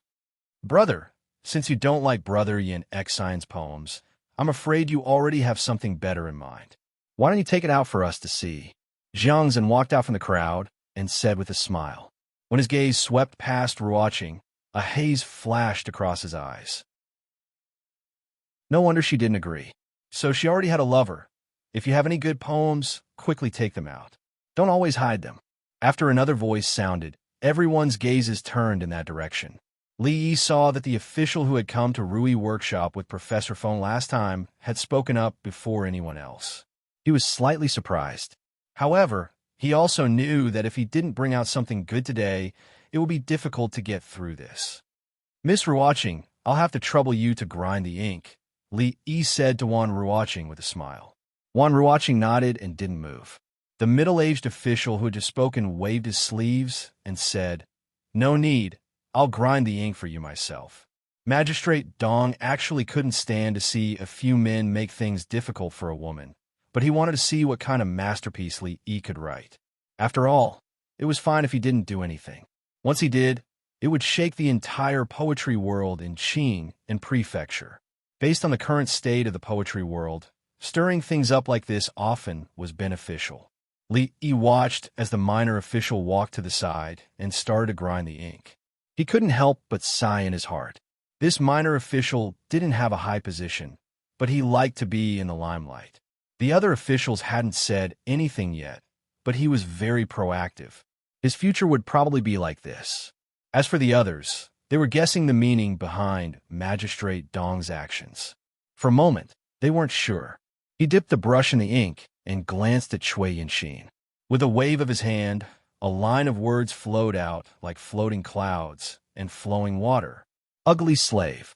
After the poem was written, some of the officials couldn't help but cry out when they saw the elegant handwriting. Good writing. Disregarding the content of the poem, just these 3 words were enough to make them look at the young man in front of them in a different light. Magistrate Dong and Professor Feng had seen Li Yi's writing before, so they weren't too surprised. However, when they saw the words written on the uppercase, they glanced at each other and then looked at Shui Yinxin at the same time. The youth doesn't know the taste of worry. Love to go up to the next level and forcefully express worry for the sake of composing a new poem. Shui Yinxin's poem just now roughly meant he had nothing to do and climbed a tall building alone. He worried about the country and the people, so much so that he couldn't eat or sleep peacefully. He grew thinner day by day. The whole poem could be summed up in one word: worry. Just now, he didn't think there was anything wrong with this poem. Thinking about it now, it seemed a bit pretentious and unwell. After all, he looked full of energy and his body was wide and fat. He didn't look like he was growing thinner day by day. However, this was actually a common failing of many scholars. Normally, they wouldn't pay attention to these things. If it was brought up, most people would probably be labeled as forcefully expressing worry for the sake of composing a new poem. But now that it was pointed out, naturally, it couldn't be ignored. At this moment, Li Yi picked up his brush and finished writing the first and second part. The youth doesn't know the taste of worry. He loves to compose a new poem and forcefully expressing worry. Now that he knows the taste of worry, he wants to say it, but doesn't. He wants to say it, but doesn't. It's a cool autumn. Professor Feng raised his head and glanced at Li Yi. As a professor of the government school, how could he not see that this sorrow was not the sorrow of parting, but the sorrow of home and country? The layers of foreshadowing were tactful and subtle, but not revealing. It was already an excellent piece of writing. But the problem was, what was with the sorrow and anger revealed in the whole poem? How could he have such experience at such a young age? With his attainments in poetry, he definitely didn't write this poem to express his feelings, but to slap people in the face. Forcefully expressing worry for the sake of composing a new poem. Shui Yinxin had just finished worrying, and he wrote such a sentence. Professor Feng sighed. He hoped that after tonight, Shui Yinxin wouldn't be traumatized. At this moment, the expressions of the surrounding scholars also changed. They still had the ability to judge. This poem was indeed much better than Shui Yinxin's poem. Of course, the first sentence was more important. The youth doesn't know the taste of worry. He loves to compose a new poem and forcefully express his worry. Wasn't the word young man referring to Shui Yinxin? Even they felt like they had been shot in the knees. Life had just begun. There were many things that had not been experienced. How could he have so many worries? Thinking of the poem he had written before, he couldn't help but feel a burning sensation on his face. At this moment, Shui Yinxin's face was pale as he stared blankly at the paper. It was as if a sharp knife had pierced his heart. 2 streams of hot tears rolled down from his eyes. He raised his head to look at Li Yi. The sorrow and anger in his heart had reached the sky. Forcefully expressing worry for the sake of composing a new poem. Do you dare to be more ruthless? Shui Yinxin's vision darkened, and he fainted on the spot. Chapter 168. In ancient times, there was a person who loved poetry as much as his life. When he was defeated in a poetry contest, he could not calm down and vomited 3 liters of blood. Today, there was Shui Yinxin, who was slapped in the face and fainted because of the phrase, writing a new poem to express sorrow. Although Shui Yinxin was not as good as the poet, if what happened tonight was spread out, he would become a laughingstock for many people. Many years later, perhaps the Zhuangyuan and Tanhua of the same year, or even the emperor, would be forgotten by the later generations. The name of Shui Yinxin would be known by everyone when the story of writing a new poem to express sorrow was mentioned. Shui Yinxin had just fainted due to a sudden surge of hot blood. There was no need to call for a doctor.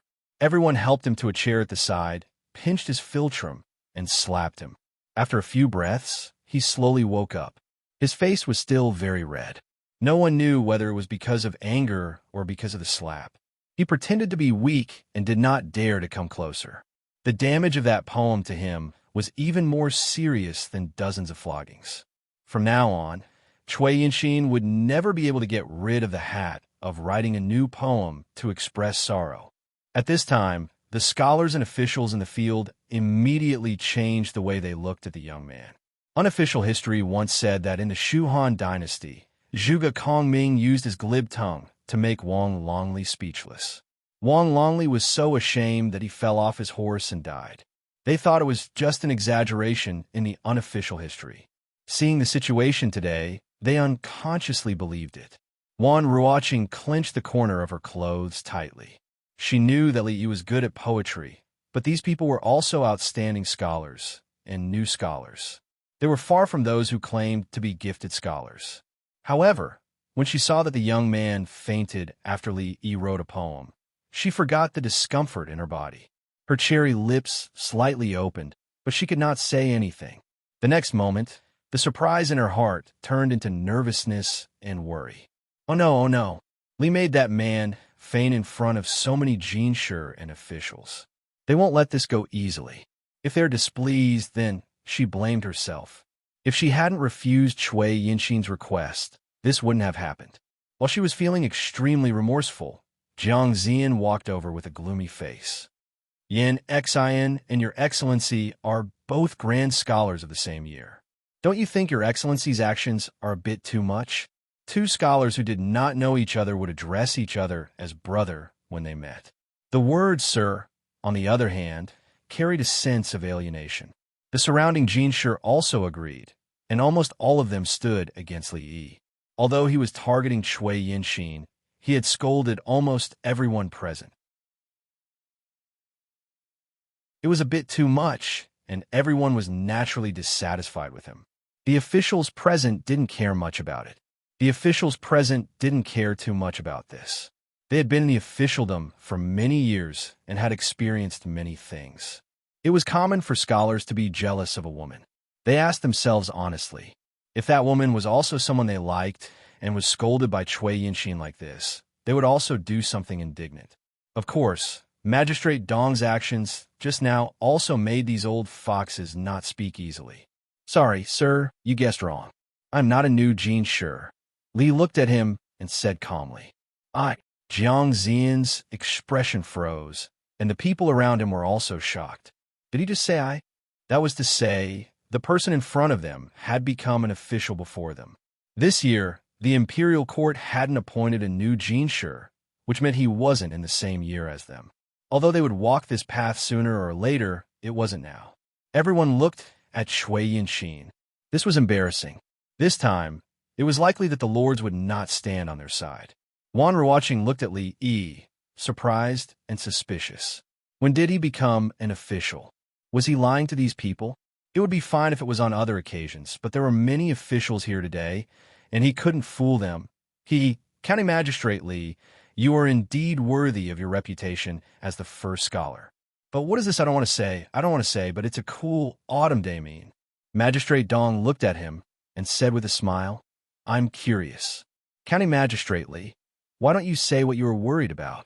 You don't have to worry about offending anyone. The scholars of the Jing Kingdom won't be convicted based on their words. As soon as Magistrate Dong said this, everyone quieted down.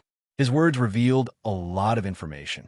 County Magistrate Li, the first scholar. And then there was the melancholy revealed in this poem. What was the melancholy? Magistrate Dong's words let go of Chui Yinxin's matter, and no one paid attention to Jiang Zian, who had just stood up. The new Jinshi wondered what was going on with this first scholar.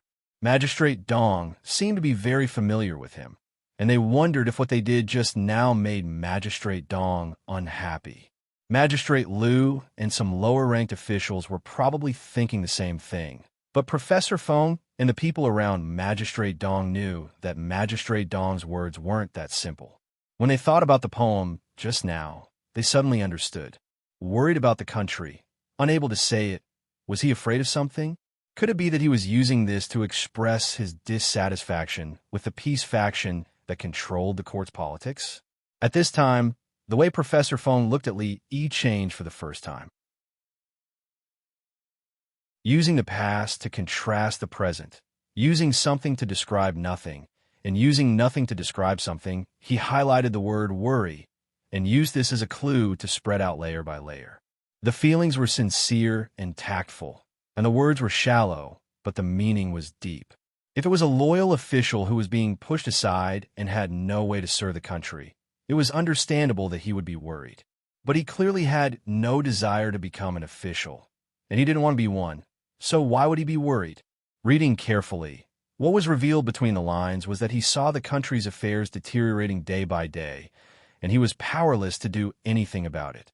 He was not willing to become an official because he didn't want to be used by the peace faction, and this stubborn disease of not being an official was probably an excuse because of this. No, Wonder Magistrate Dong looked at him differently.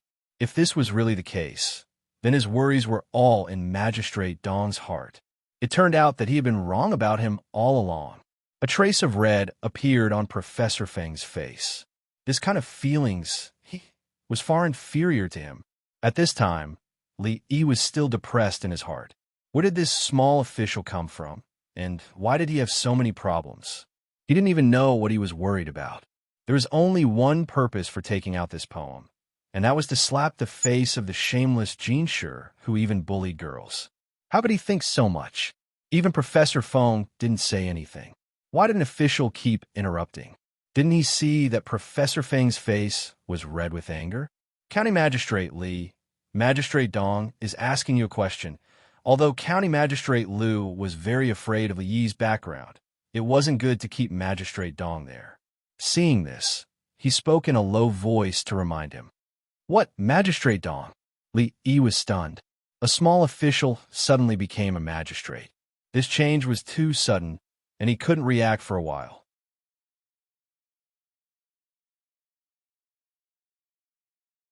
Chapter 169. Haha. I know that those who offend him will not have a good ending.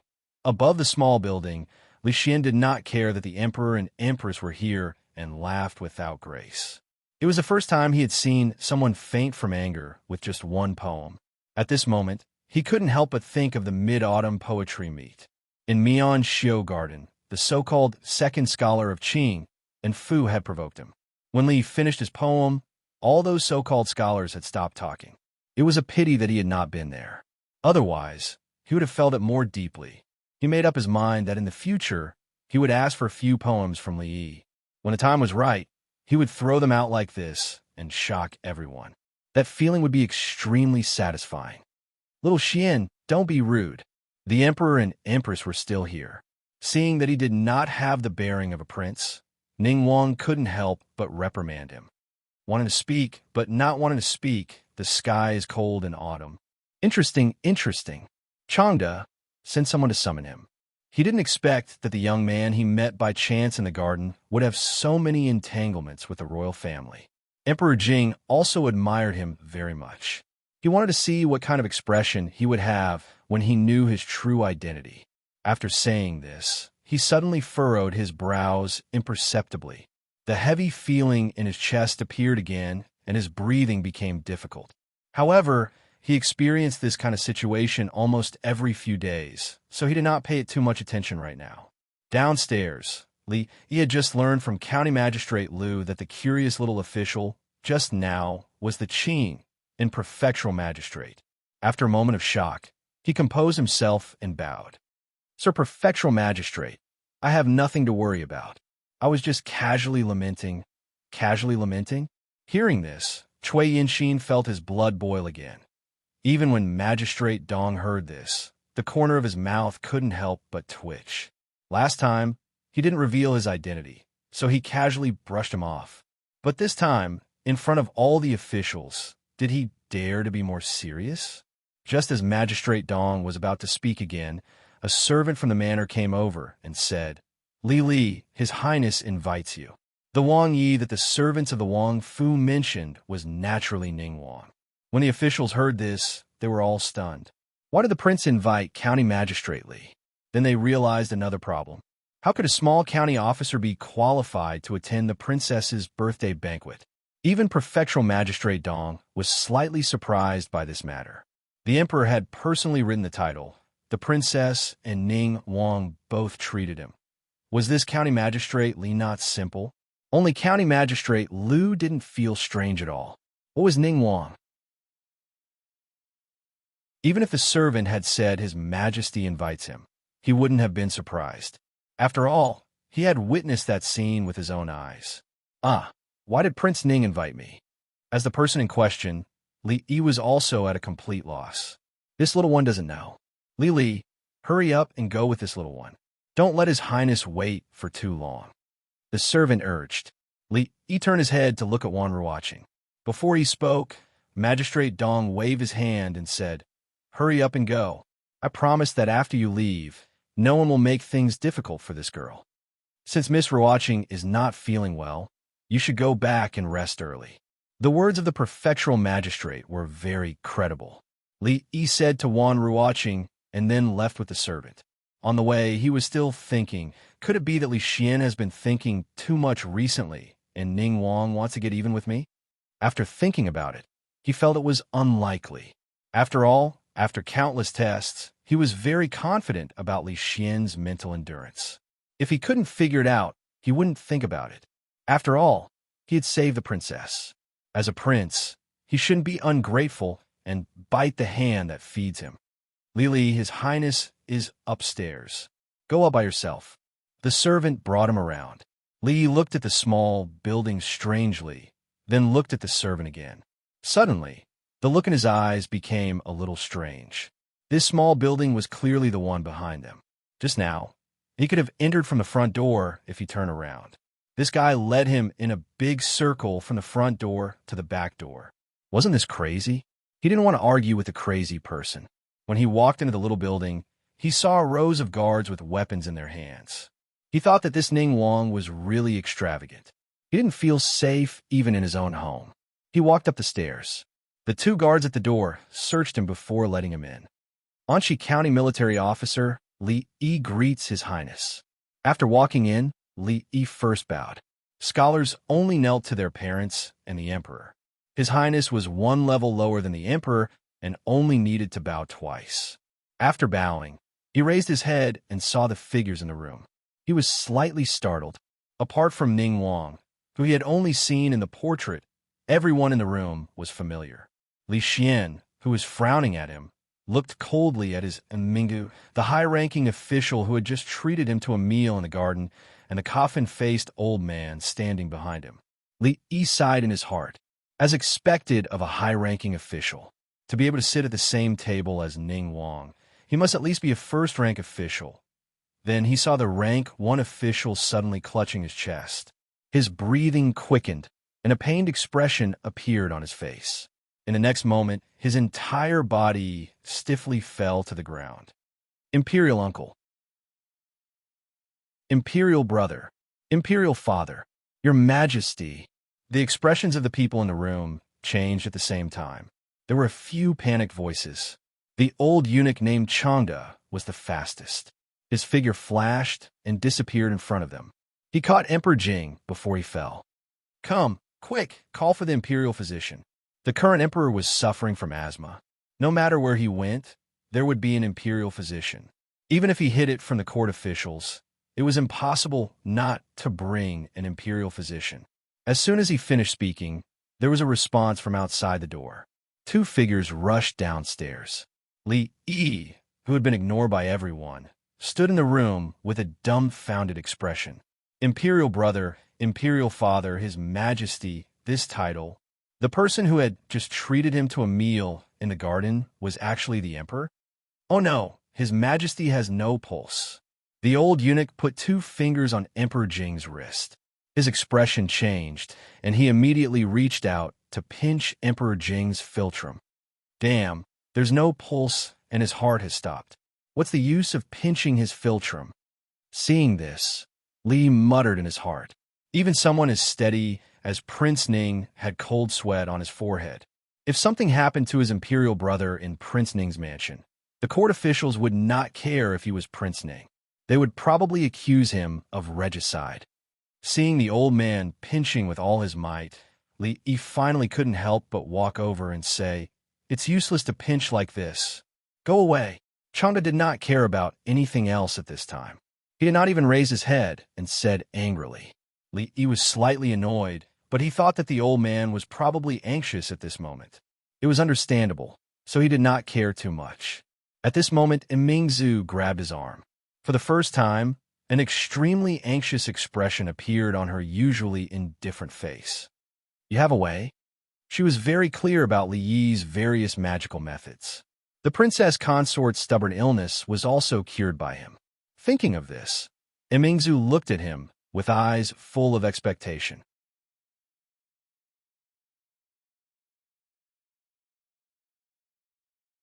Chapter 170.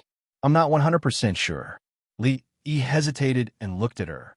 When he was in primary school, the school would have several first aid classes every year, such as artificial respiration, cardiac compression, simple bandaging, and so on. Of course, at that time, it was limited to the level of science, and there was no chance to practice it. Occasionally, he would fantasize that the most beautiful girl in the class would suddenly faint, and then as a boy, he could be the hero to save the beauty, openly doing something that was indescribable at that age. However, the person in front of him was not an ordinary person. He was the emperor of a country, the absolute ruler of a feudal society. If something went wrong, even 10 heads would not be enough for him to chop off. Based on today's situation, he might not even have the chance to escape with Rui and the others. But if he didn't do anything and just watched the old man pinch his philtrum, he was afraid that before the imperial doctor arrived, this high-ranking emperor would have already passed away. Even if he didn't deserve to die, he would be strangled to death by the old man. If the emperor died unexpectedly here, no one present would be able to escape. It was a disaster either way. He couldn't help feeling a little depressed. Why did Prince Ning call him over for no reason? Wasn't this a trap for him? He didn't know whether to save him or not.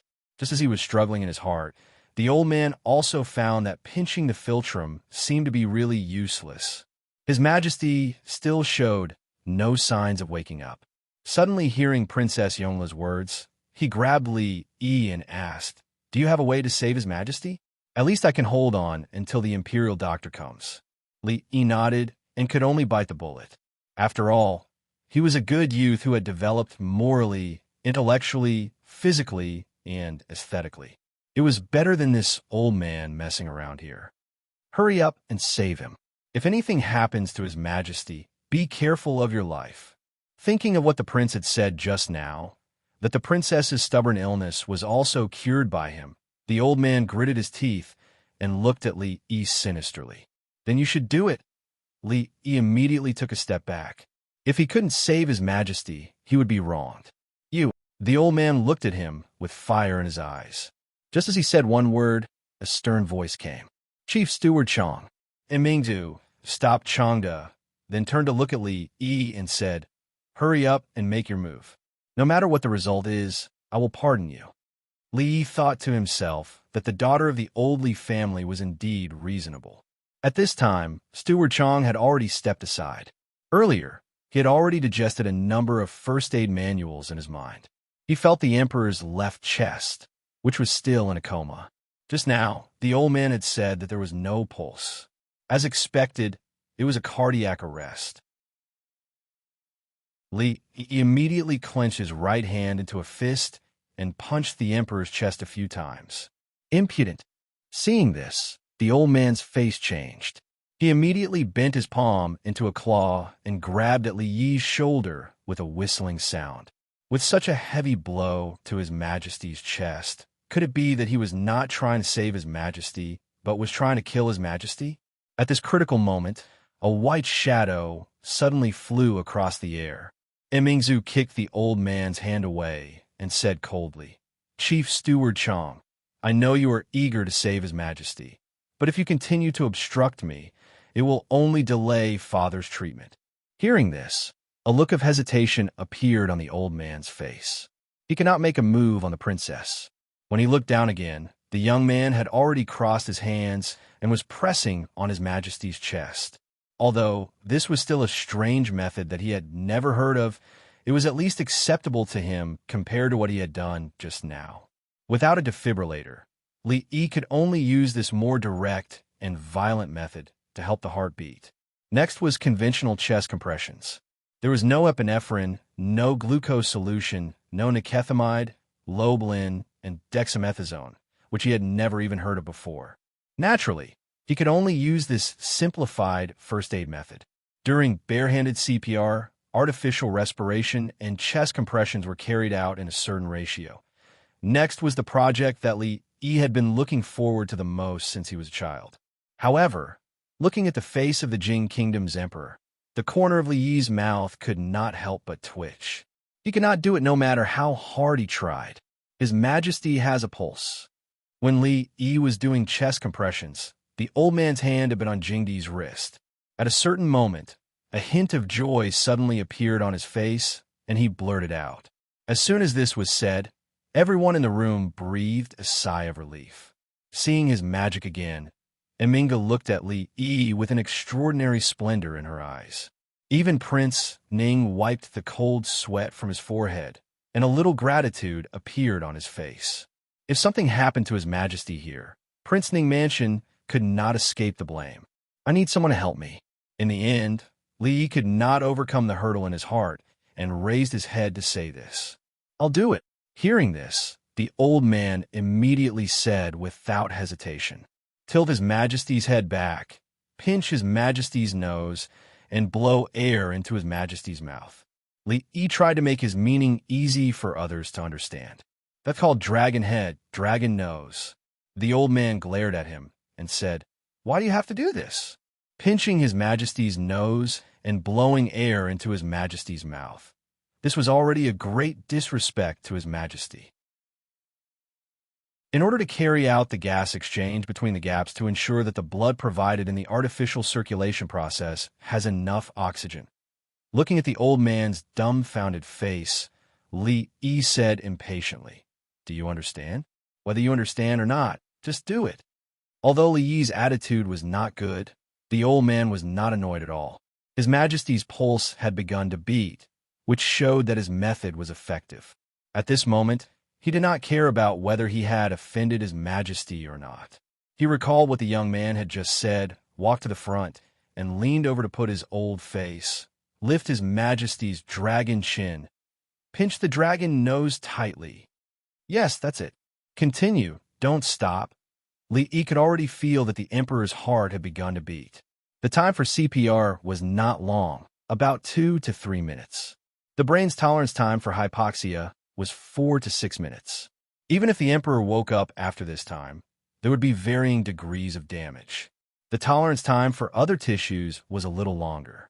Based on this, after this high-ranking Emperor woke up, he should not have any dementia or paralysis after about 10 minutes or so.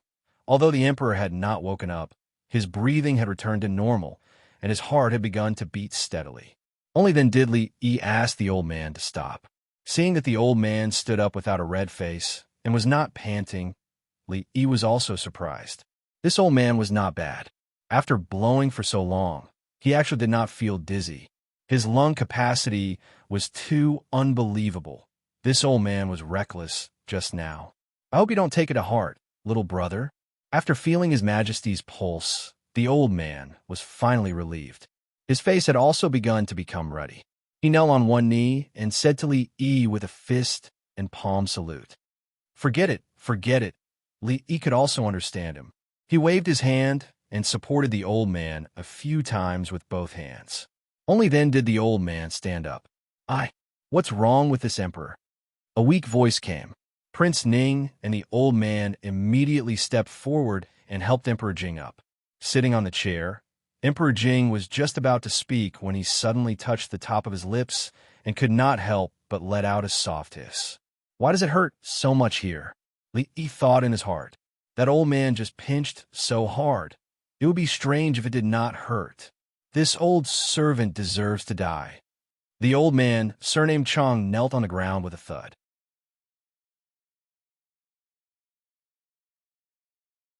Chapter 171. Emperor Jing was supported by several guards to another room to rest. Li Xian secretly gave a thumbs up to Li Yi and followed Prince Ning. What happened today made Li Yi secretly vigilant in his heart.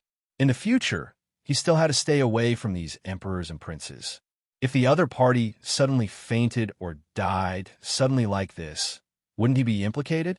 The efficiency of the imperial physicians was very slow. Li Yi sat here and drank a cup of tea before the two officials of the Imperial Physician Bureau came late.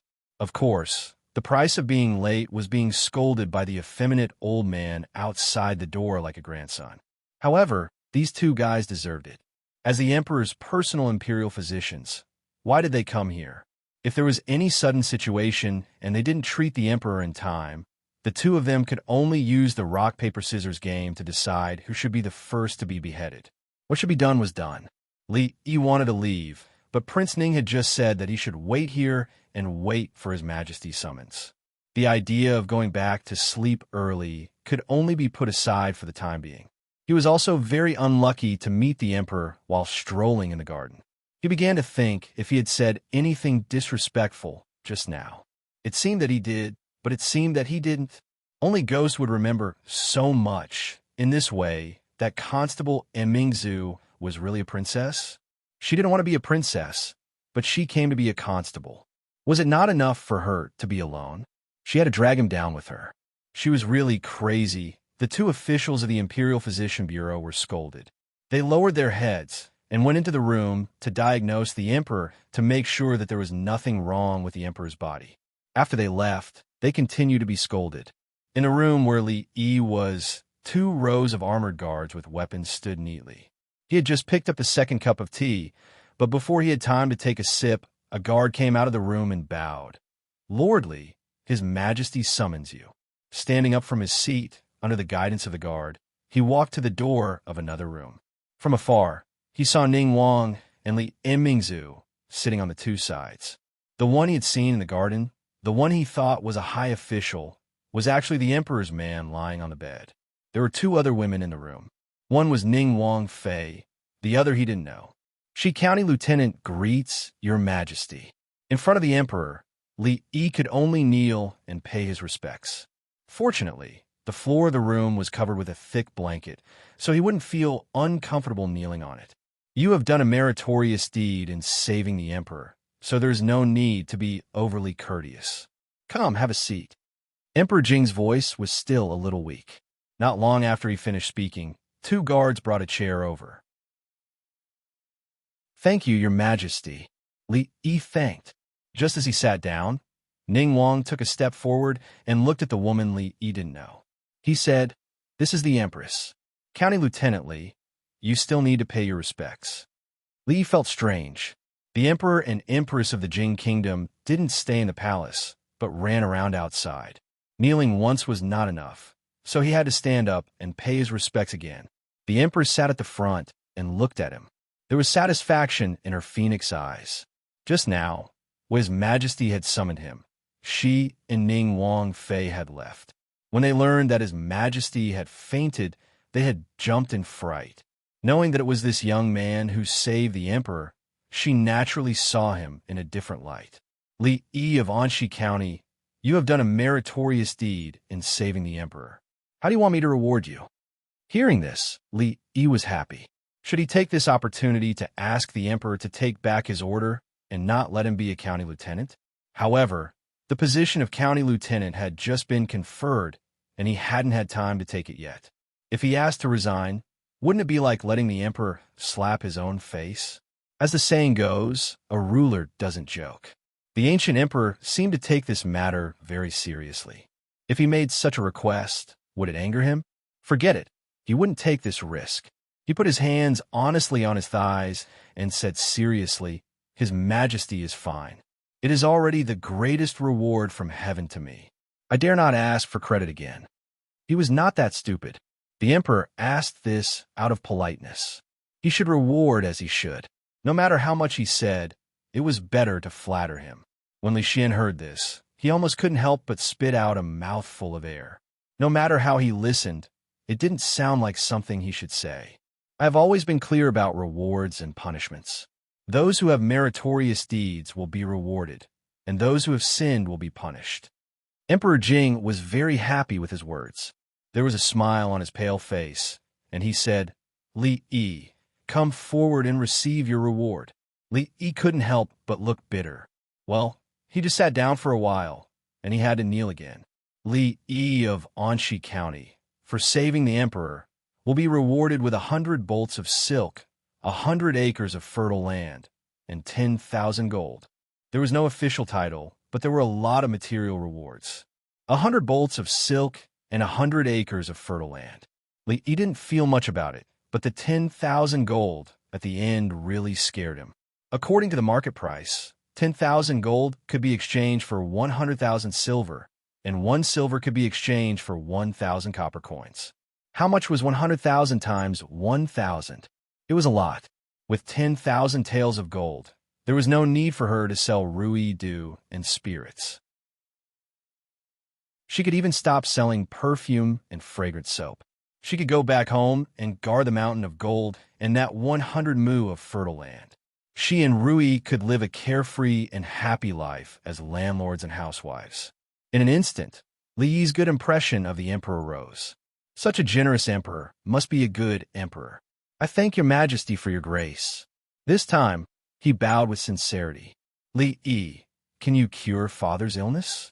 When he returned to his seat again, a clear voice came. When he turned his head, he found that Imingzu was looking at him with a burning gaze. As soon as she finished speaking, everyone looked at Li Yi. What illness does his majesty suffer from? Li Yi still didn't know what illness the emperor had. He fainted for no reason, so it shouldn't be a simple illness. Asthma. The 2 imperial physicians were called in. After listening to their description, Li Yi had a general idea in his heart. The asthma they were talking about should be asthma. Asthma wasn't a good illness. Even in modern times, there didn't seem to be a cure for it. As Li Yi searched for information in his mind, he shook his head and said, "This illness is extremely difficult to cure. We can only take more precautions and reduce the number of attacks." Li Yi wasn't a doctor. Moreover, even if modern doctors were here, they wouldn't be able to do anything without special medicine. To be able to become an imperial physician in the palace, they definitely had some skills. If even they couldn't cure it, how could Li Yi? He could only tell them some things to pay attention to from the perspective of avoiding contact with allergens. For example, they should frequently dry their bedding, open the windows frequently for ventilation, keep the room clean, and recommend the use of soap produced by Rui Workshop. As for food, they should eat less seafood and eat more red dates, lotus seeds, and yam. These were all things that were written in books. Li Yi organized his words. A guard had already brought a pen and paper, and the 2 imperial physicians were writing at a rapid speed. Li Yi glanced at them, but he didn't recognize any of the words written on the paper. It seemed that the prescription was not the original creation of Western medicine in that world. He only hoped that he could still recognize the words written by them tomorrow.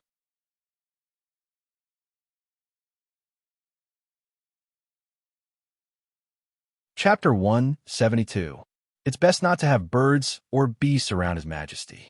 Remember not to drink alcohol. After explaining all the precautions for asthma prevention, Li Yi was about to leave when he suddenly sniffed and smelled a familiar fragrance in the air. He seemed to think of something and asked, "Did the princess and her highness use perfume?"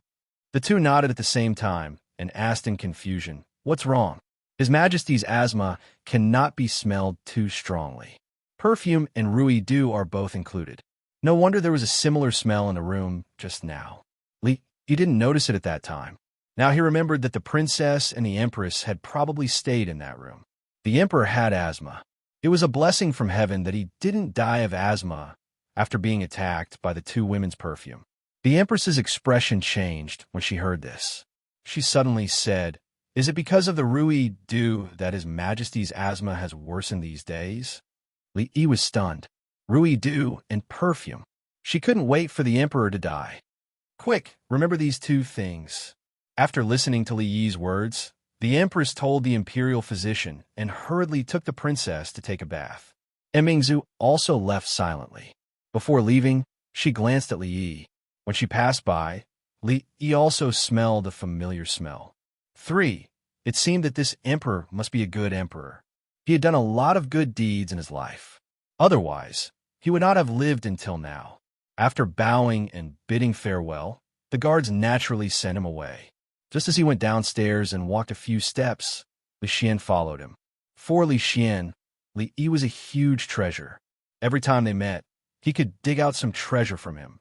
The mystery in his heart was constantly refreshed.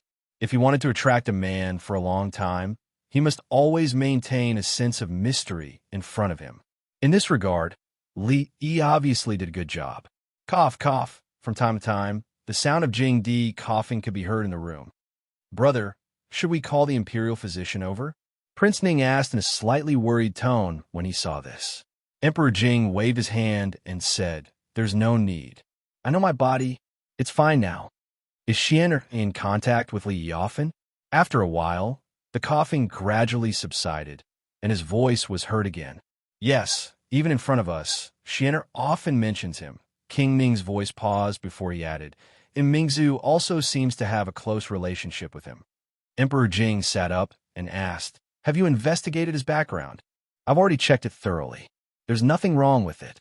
King Ning replied, "This boy is young, but extremely talented. The few poems he has written are widely spread in Qing and Fu. Su Xuezheng once publicly called him the #1 scholar of the Jing Kingdom. In addition, the Rui, dew, and perfume, and even the strong liquor that you praise so much today, were all his works." King Ning continued, "His medical skills also seem to be very high. Not long ago, Roer was suffering from a chronic illness. I searched everywhere for famous doctors, but to no avail. Even the 2 imperial physicians were helpless. Yet, she was easily cured by him.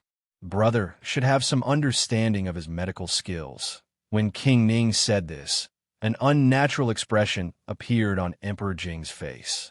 Although he couldn't care so much at that time, when he thought of the time he fainted Changde, he felt his stomach churn and forced himself not to think about this.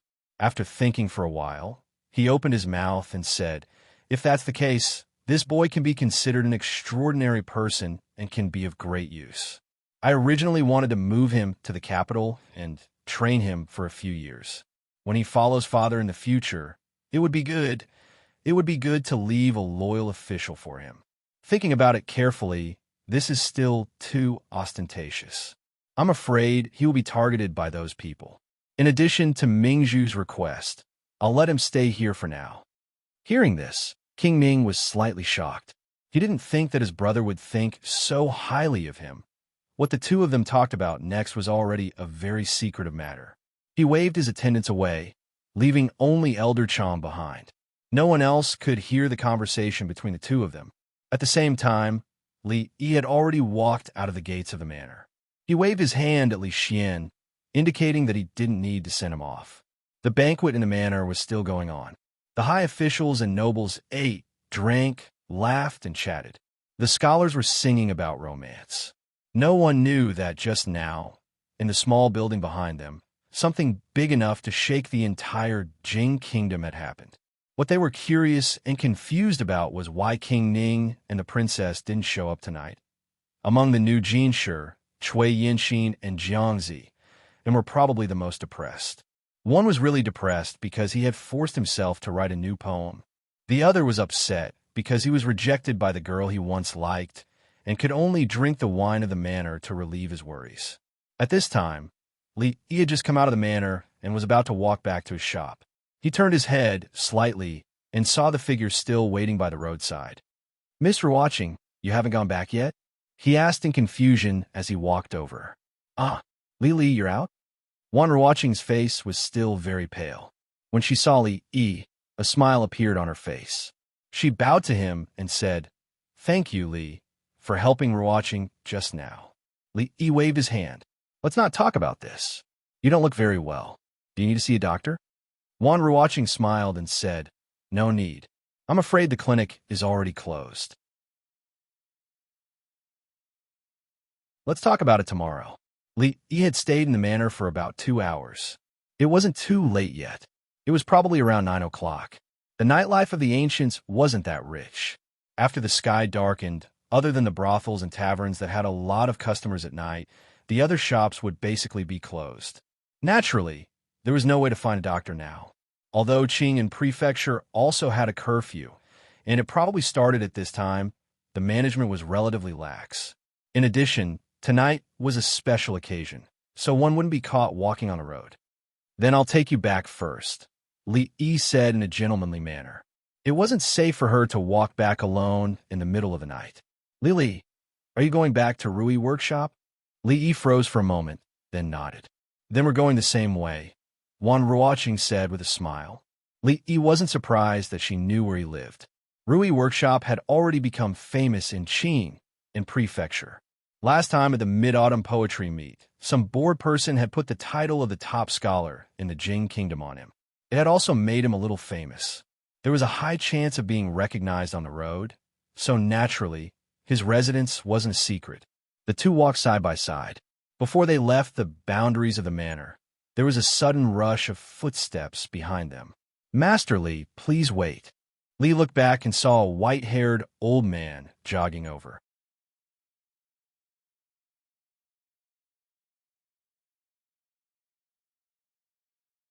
Chapter 173.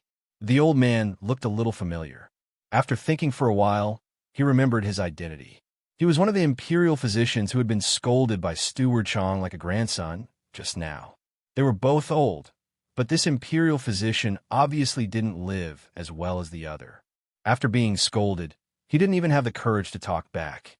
"I'm Lu Jimin, the new imperial physician of this dynasty. Milordly, please stay." This white-haired imperial physician, Lu, was old.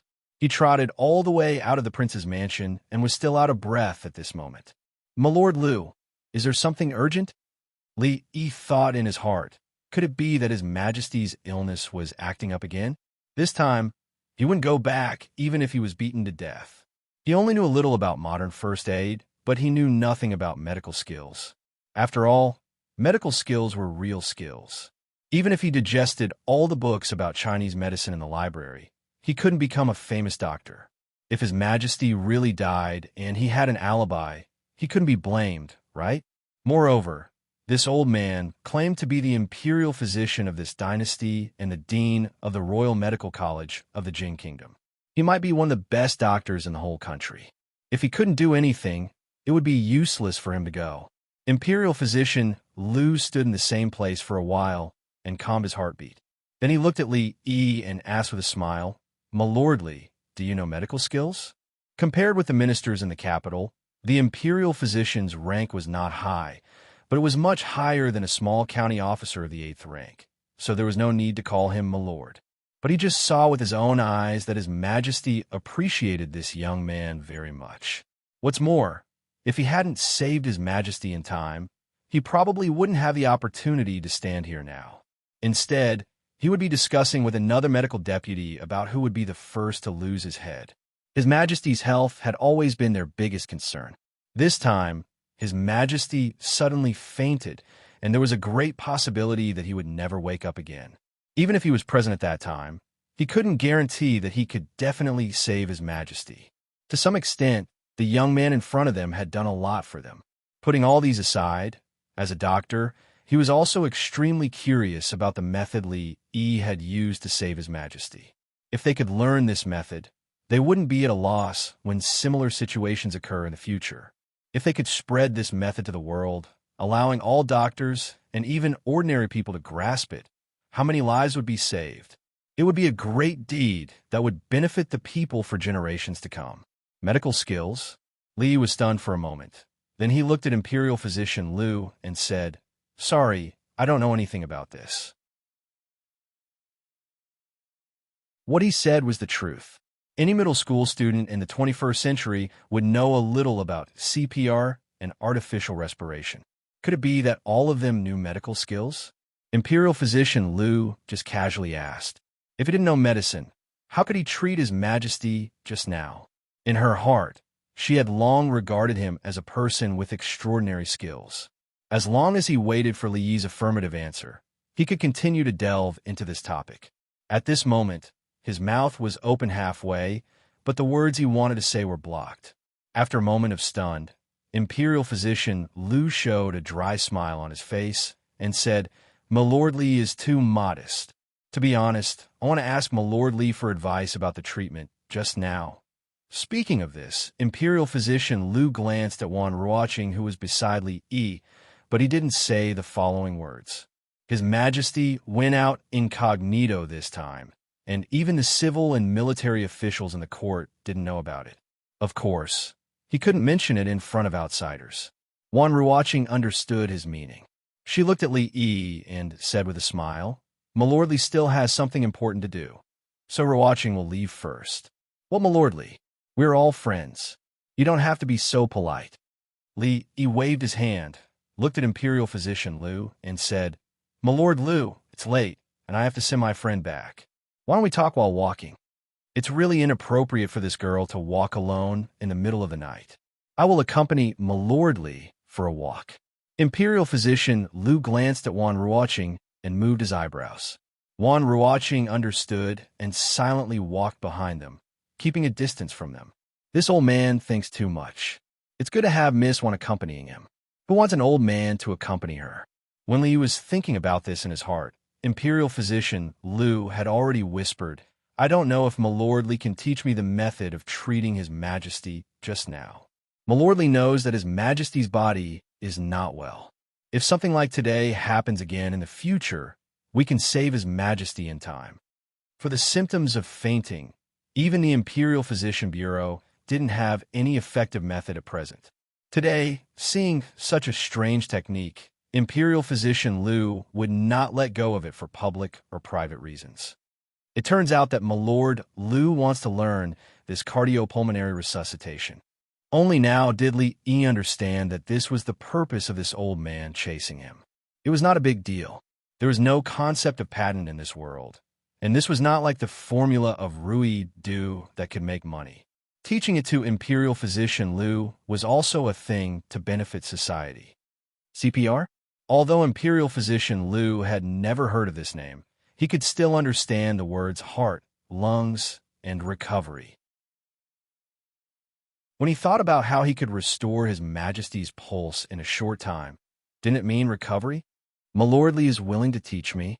He turned his head and looked at Li Yi with some excitement. This cardiopulmonary resuscitation is not a secret. If Milord Lu can learn it, it will also be a blessing for the common people. Li Yi said with a smile, "Milord Li is so righteous. On behalf of the common people, I thank Milord Li." Imperial Physician Lu cupped his hands at Li Yi and said seriously, "Milord Lu is too courteous." Li Yi waved his hand. When he spoke again, he had already started to introduce to Imperial Physician Lu the suitable occasions for CPR, the specific procedures, and things to take note of. As the Imperial Physician and the Dean of the Jing Kingdom's Royal Academy of Medicine, Imperial Physician Lu was like a student who thirsted for knowledge. His face was solemn, and he carefully remembered every word that Li Yi said in his heart. Wan Ruoqing was not far behind the two of them. She watched as Li Yi talked with the high-ranking official with fervor and assurance. The other party looked serious and serious. Her pretty face was slightly absent-minded. When they first met, he was still an unfamiliar scholar who stretched out his hand to ask for osmanthus cake from her. For the reward of 100 taels of silver, he helped Uniying Poetry Club compose 2 poems, which left a deep impression in her heart. Of course, at that time, she did not know that he was the scholar who rode a mortal on the Magpie Bridge and became popular in the prefectural city. When they met for the second time, it was at Mian Shio Garden, where the Mid-Autumn Poetry Meet was held. That day, she was put in a difficult position by the second scholar of Qing in prefecture, Shunjiao. He used Shuidiao Gedo to shock everyone, and Shunjiao tore the poem out of anger. From then on, his reputation in Qing and prefecture was not as good as before. But with just 2 poems, he was crowned the #1 scholar in Qing, in prefecture, and even in the Jing Kingdom. He was probably the most unconventional #1 scholar in history. He never participated in poetry meets or poetry recitals, and he did not accept invitations from socialites. The strange items that he sold in a shop in the city were once again popular in the prefectural city. She only knew that the Rui Square next to the brothel was actually his shop when she saw him leave the shop once. Every time she went in and out of the shop, she slightly hoped for a chance encounter like that. Later on, She learned that he came and went without a pattern, so she did not run into him again. She did not expect that the two of them would meet again in such a way in the prince's mansion tonight. Writing a new poem to express sorrow, she softly murmured these words, and a trace of a smile appeared on her pale face.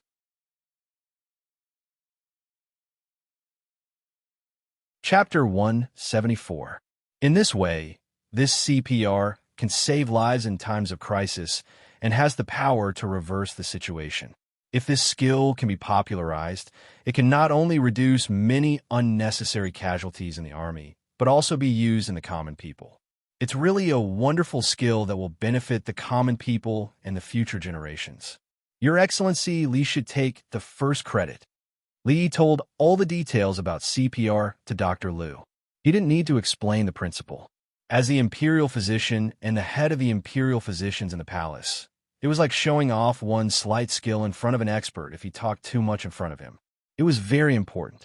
After listening to Li Yi, Dr. Liu asked some questions about the details along the way. When he finally understood it completely, Li Yi had almost reached the door. I've been a doctor for dozens of years, but I've never heard of this CPR. I wonder which famous doctor is your master? Dr. Liu certainly didn't think that this unique secret skill was created by the young county magistrate Li in front of him. Although he was the imperial physician, he didn't think that his medical skills were the best in the world. In this world, there were still some famous doctors who devoted themselves to medical skills and didn't care about official career. In Dr. Liu's view, this CPR must be created by one of them. In this county magistrate, Li was very likely to be their disciple or successor. To be honest, I don't know the name of the person who taught me this skill, Li Yi said with a little regret. What do you mean? Dr. Liu looked at him in doubt. It was a winter a few years ago. Li Yi's expression was solemn as he started to spout nonsense with a straight face. It was a cold winter that year. The north wind was biting cold and the snow blocked the mountain. One morning, I opened the door and saw a white-haired old man lying in front of the door. When Imperial Physician Liu heard this, his expression became serious. According to the plot of the novel, this old man should be the famous doctor of the present age. It's snowing so heavily outside. If I left him alone, I'm afraid that the old man would freeze to death in front of the door. So I helped him into the house and made him some ginger soup to warm him up. Then I asked him to stay at home for a few days. When the snow melted, the old man bade farewell and left. Before he left, he taught me the CPR technique, and I haven't heard from him since then. Li Yi sighed. His gaze was unfocused, and a nostalgic expression appeared on his face. It seems that the old man must be one of the most extraordinary people in the world. Imperial Physician Liu's eyes lit up, and then he sighed with some regret. Not being able to get to know such a person would be one of the greatest regrets in his life. Then, he looked at Li Yi and a light flashed in his eyes. He said, just now when I talked with Lord Li, I found that Lord Li has a lot of unique views on medicine. It's really a waste of your talent to be a small county lieutenant here. Why don't I recommend Lord Li to the Imperial Physician Bureau and let Lord Li join the Imperial Physician Bureau? What do you think? Since this magistrate, Li had interacted with a famous doctor for a few days who knew what else he had learned other than CPR. After all, those people were moving treasures. Even the Imperial Physicians Bureau valued the medical experience they had accumulated over their lifetime. Li Yi sighed in his heart. From the officials to the emperor in the Jing Kingdom, they were all the same. They wanted someone to be an official just because they didn't agree with him. He hadn't even taken office as a county lieutenant, but the Imperial Physician Bureau had offered him an olive branch. What was so good about the Jing Kingdom? He didn't have a wife, a maid, or a sister-in-law. It was better to be a small county lieutenant here. Li Yi made a comparison and found that being a county lieutenant in Anxi County was not so bad. He turned his head to look at Imperial Physician Liu with a smile and said, Lord Liu, you're off topic. Imperial Physician Liu expressed his regret that Lord Li refused his proposal, but he could only regret it. If Lord Li didn't want to go to the Imperial Physician Bureau, he couldn't force him. When Imperial Physician Liu sighed, Li Yi raised his head. The signboard of Rui Workshop was already close at hand. Unknowingly, they had arrived at the door. Before he could say a few words to Miss Ruoqing, Li Yi saw that she was still far behind them. He felt a little sorry in his heart and walked over to her and said, "Where does Miss Ruoqing live?" "Just in Rui." Wan Ruoqing smiled and raised her head to point at the brothel next to Rui Workshop. As soon as she raised her arm, she suddenly felt dizzy, and then she was swept by a deep tiredness. The last consciousness she had was probably that familiar voice anxiously calling Miss Ruoqing, Miss Ruoqing. After that, she completely lost consciousness. "Lord Liu, what's wrong with Miss Ruoqing?" In a room in the backyard of Rui Workshop, Li Yi watched Imperial Physician Liu withdraw his hand from Ruoqing's wrist and asked, "It's okay." Imperial Physician Liu smiled and said, "Lord Li, don't worry. This girl is just too tired and physically weak. In addition, her monthly period is coming and she occasionally has a cold. I'll prescribe some medicine. If she takes it as a hint, she will recover in 2 days." Imperial Physician Liu went to write the prescription.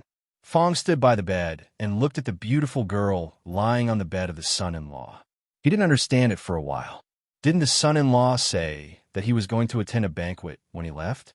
Where did he bring the girl back? Was the banquet held in the Jade Courtyard? Or the son-in-law said that he was going to attend the banquet was actually a cover, and his real purpose was to go there to have fun? But if he wanted to have fun, everyone was a man, so Fong could understand. But there was no need to bring a girl to his home. "Son-in-law, it's so late at night, and the pharmacy is closed. There is no place to buy medicine." Fong no longer thought about where Li Yi picked up the beautiful girl at night, and said while holding the prescription, "It doesn't matter. You take me to the pharmacy, and there will be a way to buy medicine." Imperial Physician Liu heard the words and said with a smile, "Tonight, County Magistrate Li did him a lot of kindness. Helping him do some small things was also a repayment. The identity of the Dean of the Royal Medical College was very useful at some times." Imperial Physician Liu and Fong didn't go out for a long time and came back with a few medicines. Behind them was an old doctor of the pharmacy, who stood respectfully behind Imperial Physician Liu. The old doctor stared at the back of Imperial Physician Liu with a look of worship. He didn't know that his idol had just been scolded like a grandson for a long time. Ruoqing would wake up after a short rest. After Imperial Physician Liu and Li Yi exchanged a few words, he left. Fong went outside to boil the medicine. The clay pot was also taken from the pharmacy. Li Yi sat in front of the bed and saw Ruoqing on the bed frowning slightly. Her face was pale. He reached out to touch her forehead and estimated that her body temperature had exceeded 38 degrees. Her body temperature was not low. He found the liquor that Fong had hidden in the pharmacy. After several distilling processes, the liquor had a temperature of 30 to 40 degrees, which could be used to cool down physically. He dipped a towel in alcohol and wiped some on her forehead and palms. As for other places, Li Yi didn't dare to touch them. Although the effect would be greatly reduced, there was no legitimate reason to take off a woman's clothes when she was asleep in this era. Wan Ruoqing blinked her eyelashes. After she tried to open her eyes, she saw such a scene. Li Yi put one hand on her forehead and the other hand touched his own forehead. He was still muttering, "It's a little cooler than before. The fever seems to have gone down."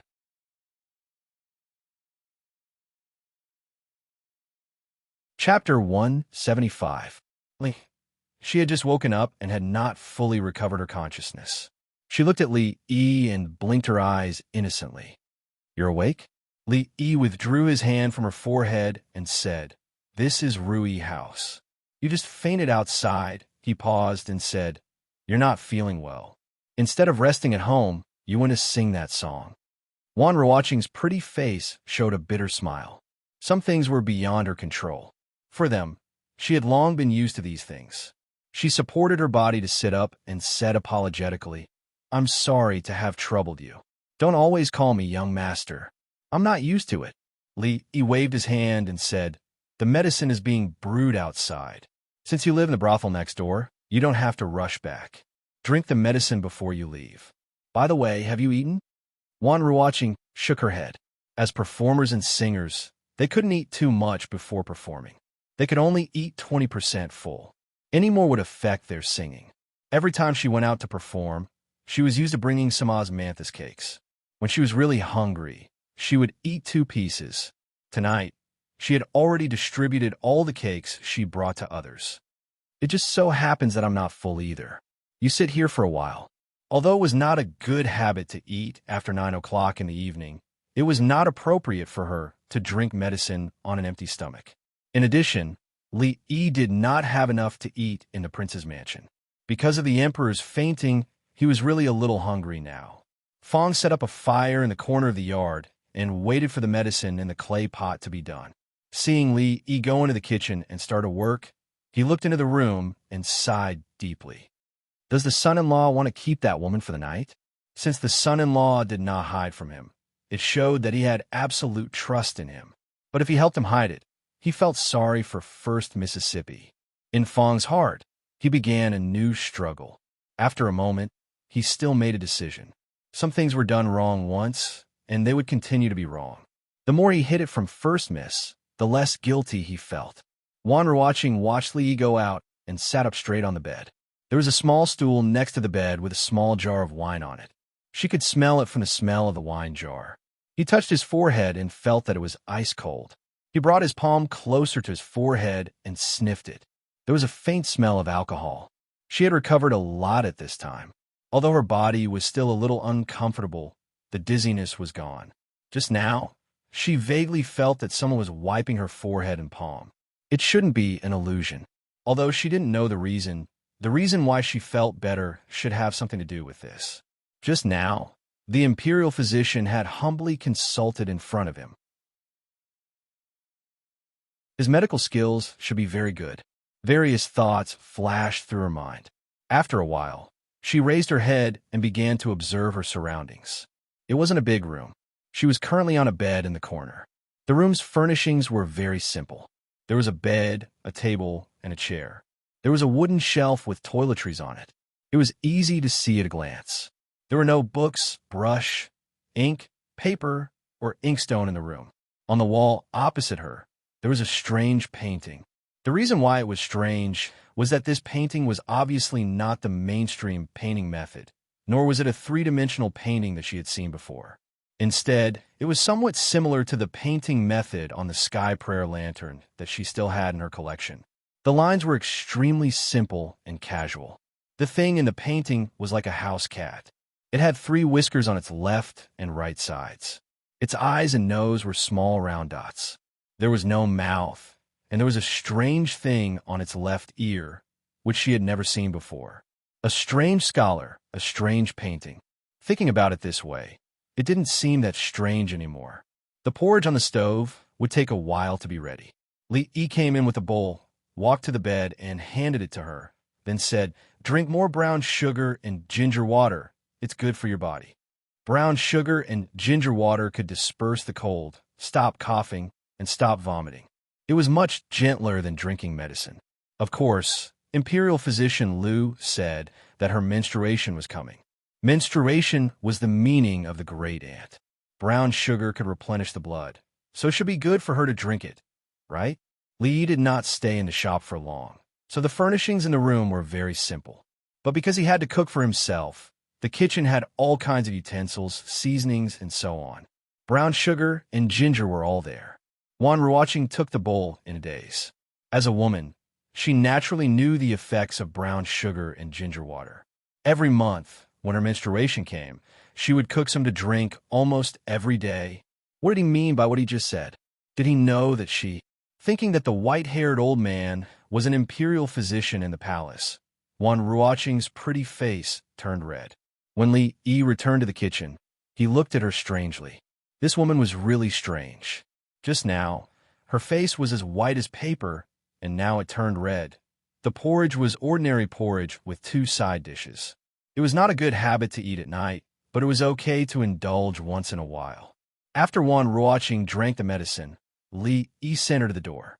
Entering the entrance of the brothel, Li Yi was surprised to find that Rui Square and the place where Wan Ruoqing lived were only separated by a wall. "Sister Ruoqing, you are back? How was the prince's mansion? Did you have fun?" It was a young girl who opened the door. When she saw Wan Ruoqing, Her pretty face lit up. She chattered a few words, only to find that there was a stranger standing beside her. She suddenly froze there. "Remember to drink the medicine on time." Li exhorted her, waved his hand, and turned back. Hearing the girl ask several times, such as "Sister Ruoqing, who is he?" The sound of the door closing came from behind. In Rui Square, the expression on Fang's face was obviously much more relaxed. The son-in-law did not keep the girl for the night, so there was no need to consider the problem of loyalty.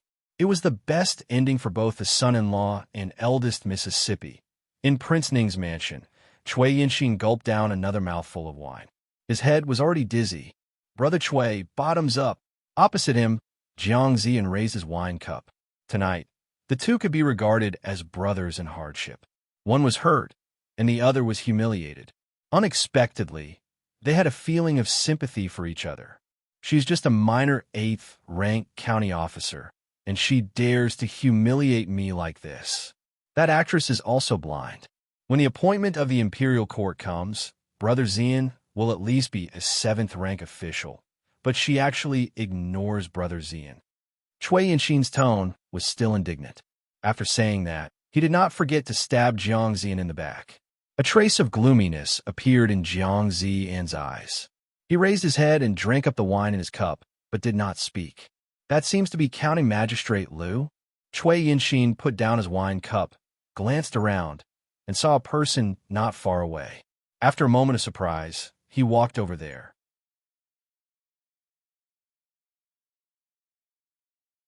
Chapter 176. Chui Yinxin and Jiang Ziyan were both from Qing, in prefecture, but they weren't students of Anxi County, so they didn't have much contact with County Magistrate Liu before. Of course, with their previous status, they couldn't reach this level either. However, things were different now.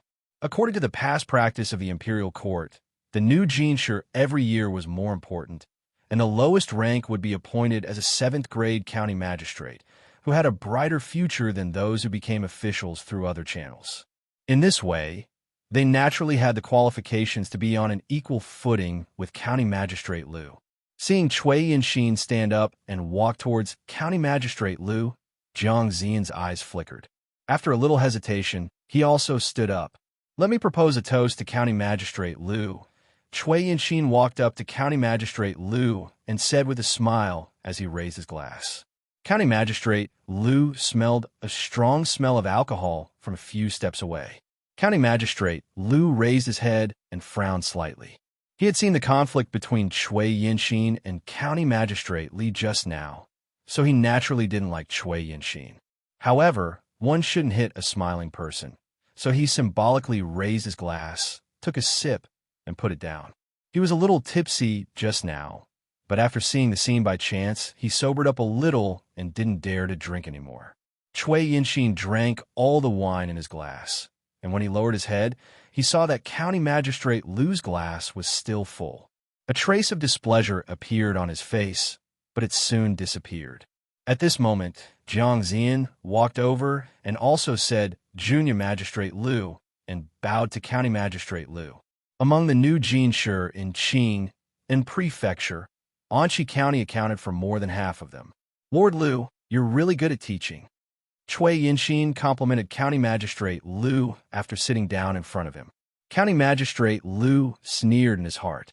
Anxi County was the largest county in Qing and prefecture, and its students were far better than other counties in both quantity and quality. The prefectural school was full of talents, and every year's imperial examination was like this. Obviously, this guy was up to no good. It's all thanks to the prefectural magistrate and Professor Feng. "I don't dare to take credit," County Magistrate Liu said lightly. County Magistrate Liu's indifferent attitude made Chui Yinxin and Jiang Ziyan suspicious, wondering if they had offended him in some way. They racked their brains for a long time, but still couldn't remember. Chui Yinxin was in a bad mood tonight. He just embarrassed a lowly actor, but he was slapped in the face by Li with a poem and became a laughingstock in the eyes of the public. Now he wanted to come over to get close to County Magistrate Liu. It would be best if he could make trouble for the county magistrate in the future. Unexpectedly, he was blocked by County Magistrate Lu's cold attitude before he said it. After becoming a new Jinshi, his self-confidence swelled a little. The Chui family was also a rich and powerful family with a lot of people in the imperial court. His official career would be smooth sailing in the future, so he didn't pay attention to a small county magistrate at all. With the help of the wine, he said in a strange tone, "I didn't know that such a powerful figure like County Magistrate Li had appeared in your county. Even the prince attached great importance to your poetic talent. County Magistrate Lu's subordinates are really full of talents." For County Magistrate Lu, this sentence was not a compliment, but a sarcasm. If County Magistrate Lu heard Chui Yinxin's word a few days ago, he would definitely be very unhappy. After all, he was the County Magistrate of Anqi. No one would feel good if he was overshadowed by an assistant official. But after witnessing so many things with his own eyes, he had long given up these thoughts. The heir, the prince, the princess, the emperor. Which one of these people could be contacted by a small county magistrate like him? How could he dare to have a trace of dissatisfaction in his heart when he could talk and laugh with the emperor? Perhaps this was the opportunity for him, County Magistrate Lu, to make further progress in his life. In this case, I have to congratulate County Magistrate Lu, Jiang Zian said with a fake smile. As a county magistrate, he would definitely feel uncomfortable if his limelight was overshadowed by a county magistrate. Jiang Zian simply added fuel to the fire. If County Magistrate Lu had a grudge against him, he would definitely have a hard time in the future. "I don't need you two to worry about my affairs," County Magistrate Lu said coldly with a wave of his sleeve. How would he not hear the hidden meaning in their words? He was slightly angry. After all, the two of them had not been appointed officials yet, but they dared to mock him. If they weren't in the prince's mansion, he would have probably reprimanded them. I'm afraid that the person surnamed Li will become arrogant because of the favor. If that happens, County Magistrate Lu will probably have a headache, Chui Yinxin said with a faint smile as he looked at County Magistrate Lu. It was already somewhat presumptuous for a new Jinshi to say such words to a county magistrate. However, Chui Yinxin had the backing of the Chui clan, so she naturally looked down on officials like County Magistrate Lu, who had no background and was born in a poor family. Secondly, she really drank a lot tonight. This place was remote, and there was no one around, so she naturally spoke more casually. Hearing this, County Magistrate Lu couldn't help but stand up from his seat no matter how good-tempered he was. However, before he could reprimand them, another stern voice suddenly exploded behind them. "Presumptuous!" Chui Yinxin and Jiang Zian suddenly turned around. When they saw a middle-aged man with a cold face standing behind them, cold sweat rolled down their foreheads. Their legs became weak, and they almost collapsed to the ground. Prince, bastard, is this all you've learned after studying the books of sages for so many years?" With the cold voice of Prince Ning, Chui Yinxin and Jiang Zian's hearts sank to the bottom. "Is that Prince?" In the distance, the officials who were talking also noticed the abnormality here. After looking at each other, they stood up and gathered here. The second night watch had passed, and it was late at night. The banquet in the prince's mansion was finally over. The guests from Qing and prefecture all stood up and said goodbye. Carriages drove away from the gate of the prince's mansion. The curfew in the city was nothing to him. The patrolling soldiers had already received orders and wouldn't stop them. The prince's mansion would naturally arrange a place for the guests who came from further places to rest. When Chui Yinxin and Jiang Zian walked out of the prince's mansion, they were still a little muddle-headed. Their minds were blank, and the only thought left in their minds was how to save their official careers that had turned from bright to gloomy. There were also other officials who walked out of the gate and looked at their backs, shaking their heads and sighing. The two had just talked nonsense in the prince's mansion and happened to be heard by Prince Ning. Then they were reprimanded mercilessly. For the new Jinshi, the imperial court would first look at the evaluation of the local officials before officially appointing them. This was related to the official careers of the scholars in the prince's mansion. According to the usual practice, most people would praise them. But this time, Chui Yinxin and Jiang Zian might have a stain on them that couldn't be erased. As the people that Ning Wang had heavily mentioned, if the two of them wanted to get a good job, it was almost a pipe dream. Of course, everyone remembered the county lieutenant Li, who was the source of all this, although he only showed up for a short time.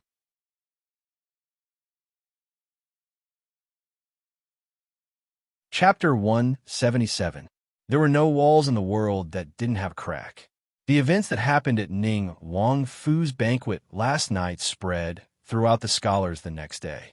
Of course, a large part of the reason why the news spread so quickly was because of the phrase, to write a new poem forcefully expressing sorrow, which made countless scholars feel like they were being shot in the knees. After some scholars heard this poem, they looked at the work they were proud of before. The words revealed all kinds of sorrow. Their faces turned red, and they hid it well, not easily showing it to others again. Living in the prosperous Jiangnan area, the world was stable, the years were peaceful, and when they had nothing to do, they would recite poems and write some lyrics. This was the life of a scholar. However, if they didn't have enough experience, it was impossible to compose good poems. They read all day, held poetry meetings, and when they were in the mood, they would go to the brothels to experience the suffering of the common people. How could there be so much hatred between the country and the family? But in order to write a poem, they could only forcefully express sorrow, moaning without illness, expressing sorrow without worry. This imperceptibly increased the pompous style of poetry in the literary circles of Jiangnan. However, even though everyone was well aware of this, they wouldn't point it out.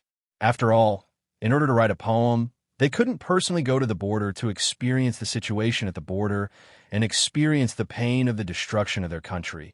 And this phrase, to write a new poem forcefully expressing sorrow, was like a fierce slap to their faces, reminding them to face reality. It was likely that in the future, when someone wrote this kind of poem again, they would have to weigh in their heart whether or not it was forcefully expressing sorrow.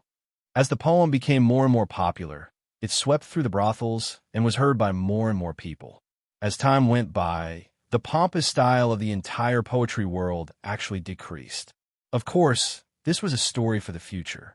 At this time, the culprit that caused this matter was in his own courtyard, enjoying the warm wind, lying on a rocking chair leisurely. He was very idle. He hadn't gone to the shop to take a look for a few days. Rui dew and spirits brought in a large amount of profit every day, most of which came from the share of the prince's mansion. Rui Workshop's business was better than before, but its share in the total income was decreasing. If he was alone, he would probably close the shop and wait for the money to come in. However, Rui Workshop was related to the livelihood of many people in the stockade. They were willing to do it, and Li Yi was happy to be a hands-off shopkeeper. He had been waiting for Jin Shan for the past few days. Counting the days, the emperor should have returned to the palace a long time ago. The reward he mentioned that night should still be valid, right? 100 mu of fertile land and 100 bolts of silk. Of course, the most important thing was the 10,000 taels of gold. How long would it take to spend it all? Li Yi's desire to earn money diminished as he thought about all the money that was flying toward him. Lying on a rocking chair, some parts of his body were still faintly aching. This was because he had been training excessively for the past 2 days. He couldn't afford to offend his fiery sister-in-law. He had only accidentally seen her washing her belly band in the courtyard 2 days ago. Did she have to take revenge on him like this? If he hadn't asked Rui to massage him a few times with her unique method, he would probably still be trembling when he walked. A burst of noise suddenly came from outside the door. The courtyard door wasn't closed. 2 pale, beardless men with cold and arrogant expressions pushed the door open and entered. Li looked up and saw 2 familiar eunuchs. He couldn't help but feel happy. The people who delivered money had come. The 2 of you must have had a hard time coming from afar. Would you like to come in and have a cup of tea first? This time, Li Yi's attitude toward the 2 was completely different from before. He was extremely enthusiastic. After all, this time they were here to deliver money. He couldn't go against anyone but gold. Li Yi's attitude also stunned the 2 eunuchs who delivered the imperial edict. They felt quite flattered. It had only been a few days, but the two eunuchs were not used to such a big change in attitude. But at least they got a smile this time. The two's cold expressions softened a little, and their tone was much gentler than before. They said, "His Majesty has an imperial edict. County Lieutenant Li, accept it." Xiao Huan was taken down the mountain by her sister Rui to go shopping. There was only Li Yi at home. When the two eunuchs entered the village just now, they must have made a lot of noise again.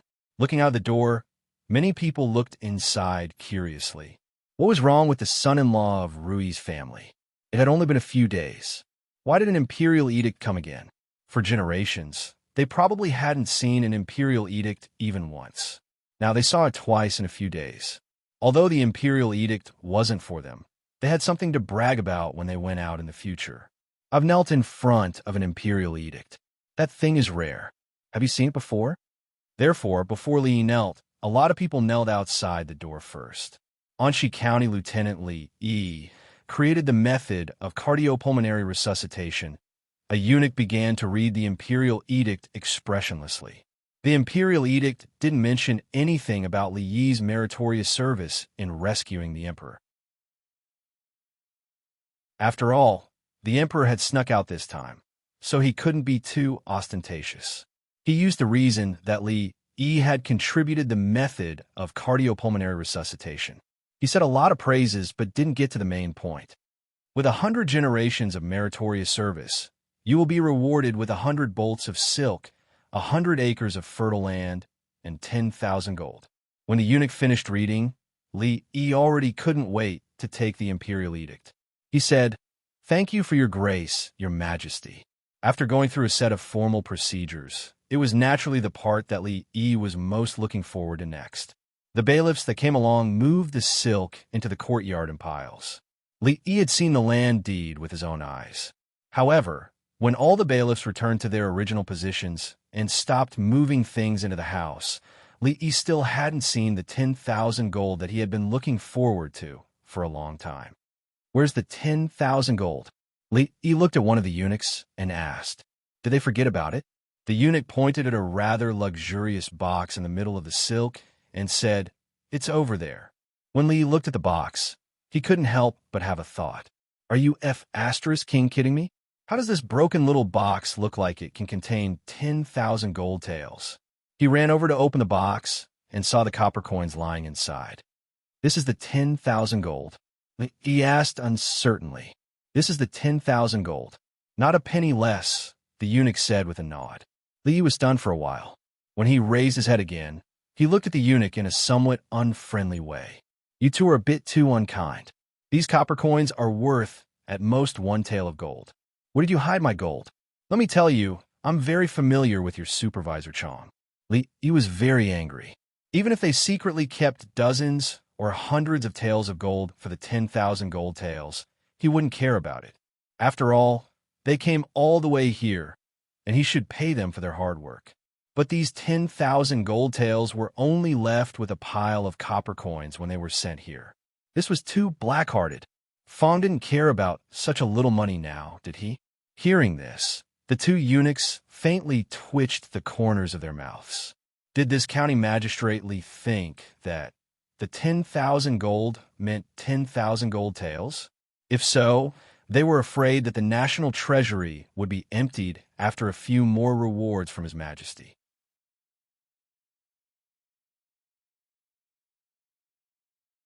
Chapter 178. The two eunuchs could not stand a resentment in Li Yi's eyes. After announcing the rewards, they could not wait to leave the courtyard and gallop away on their horses. They did not receive any gifts as thanks this time, but they did not care about it anymore. They only hoped that they would not encounter such a difficult task in the future. In the beginning, Li Yi wanted to give the two eunuchs a small token of appreciation. After all, they had come all the way from the capital and were tired. It would not be too much of a heartache to give away 10 taels of gold. However, he did not expect that 10,000 taels of gold would become 1 tael of gold. If he gave more, he would have to pay for it. However, he did not know that the people who received rewards in the past only cared about the emperor's gift itself. They did not attach much importance to money. Since ancient times, he was probably the only one who had such an unconventional idea. The mountain of gold that he had been looking forward to for a long time had flown away. He was a little disappointed. It was true that those who did not study enough would suffer. Who knew that even the rewards here were so routine? 10,000 taels of gold was equivalent to 10,000 copper coins. It was extremely fake and empty. Why did they not just say 10,000 copper coins in the beginning? Forget it. Since the emperor thought that his life was only worth 1 tael of gold and a few mu of land, what else could he say? It seemed that he could not expect a free lunch from the sky. A happy life had to be built with his own hands. When Lu Rui and the other 2 girls arrived at the door, the crowd outside had not dispersed yet. Looking through the gate, one could see a pile of neatly arranged cloth. According to the official who had just read the imperial edict, His Majesty the Emperor had awarded 100 mu of good farmland to Rui's husband. It should be known that good farmland was not like the land in the stockade village. Every year, it produced more grain. If the stockade village had so much good farmland, it would not have ended up in such a situation. Rui is back. Seeing Lu's sister Rui walking over, the crowd hurriedly made way for them. They looked at them with envy. The 2 lonely and helpless children in the past had now risen to the top, and no one could casually bully them. Rui is back. Go back quickly. Another official from the capital came to your house just now. They gave you a lot of good things this time. Everyone was talking at once, and their expressions were one of envy and awe. It was said that the emperor's grace was vast, but why did it always fall on the head of young Master Rui? It had only been a few days, but His Majesty had rewarded him with an official position and a piece of land. Rui's husband had obtained the emperor's favor. In the future, he would be a high-ranking official, and they might be able to benefit from it. Recalling how they had made things difficult for Sister Rui in the past, some of them were filled with regret. Back then, I was really blind. At first, when Lu Rui saw so many people at the door, she thought that something big had happened at home. She was a little anxious, but after hearing what they said, she was relieved. She said a few polite words to the crowd and hurried into the yard. Holding the things she bought at the foot of the mountain, Xiao Huan also hurriedly ran to the courtyard. She was careless and tripped over the threshold. Fortunately, Lu Rui caught her in time. Standing in the yard, Li Yi looked at the pile of copper coins. The more he looked at it, the angrier he became. If he kept it, he would always think of this infuriating thing. If he threw it away, he couldn't bear to husband. This is when Lu Rui walked into the yard. The first thing she saw was the silk cloth. She walked to Li Yi's side, and her pretty face was full of confusion. She knew that Li Yi was rewarded with the title of county lieutenant, and it seemed that it was because of an article he wrote. But why was it this time? She originally thought that maybe she could live a peaceful life, but since a decision a few months ago, her whole life had changed dramatically, and she couldn't adapt to it. I accidentally did something that benefited the people again. These are all rewards from His Majesty. Li Yi sighed and said, "How can you say that you have benefited the people?" Lu Rui smiled. She was already used to Li Yi's words. She asked doubtfully, "Since it is a reward, why do you frown?" "That's too little." Li Yi's voice was heard.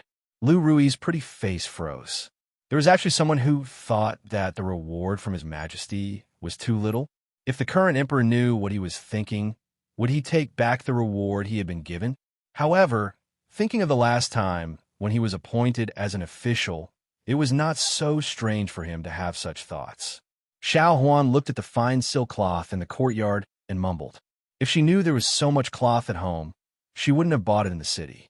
After painstakingly carrying it up, she found that there was already a pile of fine silk cloth in the courtyard. There were so many bolts of cloth, enough to make a few hundred sets of clothes for the 3 women at home.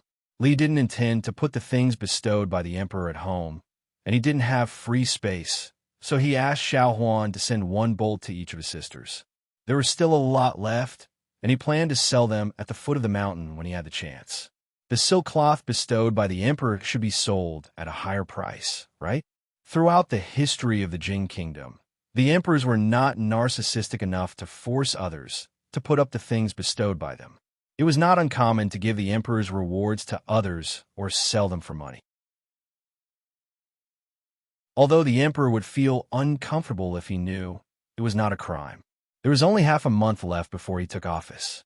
In recent days, Lu Rui's training of him was obviously stricter. In addition to some basic skills, Li would spend about 2 hours every day to learn a set of saber skills. The position of county lieutenant was still a little dangerous. It was better to improve his combat effectiveness. In case of an accident, he still needed some ability to protect himself. Fortunately, although the growth of true chi was slow, the speed at which he learned the moves was still very scary. With only a saber manual, Li could imitate it after reading it once. Of course, it was just the appearance. In the eyes of Lu Rui, they were full of loopholes. Every time he saw it, he would mercilessly point it out for him. Mistakes should be corrected. In terms of martial arts, Rui could not tolerate any sand in his eyes. Before, Li still laughed at Imperial Physician Lu. This time, he finally understood his previous mood. Regardless of whether she was really strict or using her position to avenge a personal grudge, at the very least, she was still very responsible when it came to teaching him martial arts. Li did not pursue the matter from before. He only asked her a question about which came first, the chicken or the egg. Then he slowly strolled out of the courtyard. "Young master, you are here." Passing through half of the village, he walked into a relatively dilapidated courtyard. A white-haired old man was sitting in the courtyard, holding a carpenter's tools in his hand, and he was busy doing something. Hearing the sound, he turned around and saw Li. The old man immediately put down the tools in his hand, stood up, and said with a smile, "Uncle Han, how's the thing I asked you to make last time?" Li put down the bag of rice and noodles in his hand and asked with a smile. Uncle Han was the carpenter who helped him make the rocking chair. In fact, with his age, he was far from being an old man in the future. But in this era, the average life expectancy of people was not long.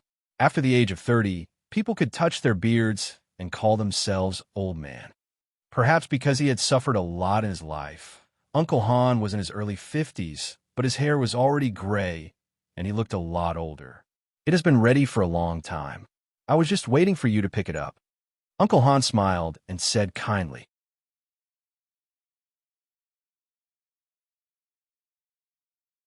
Chapter 179. With Uncle Han's decades of carpentry skills, there were only a few details that needed to be improved on.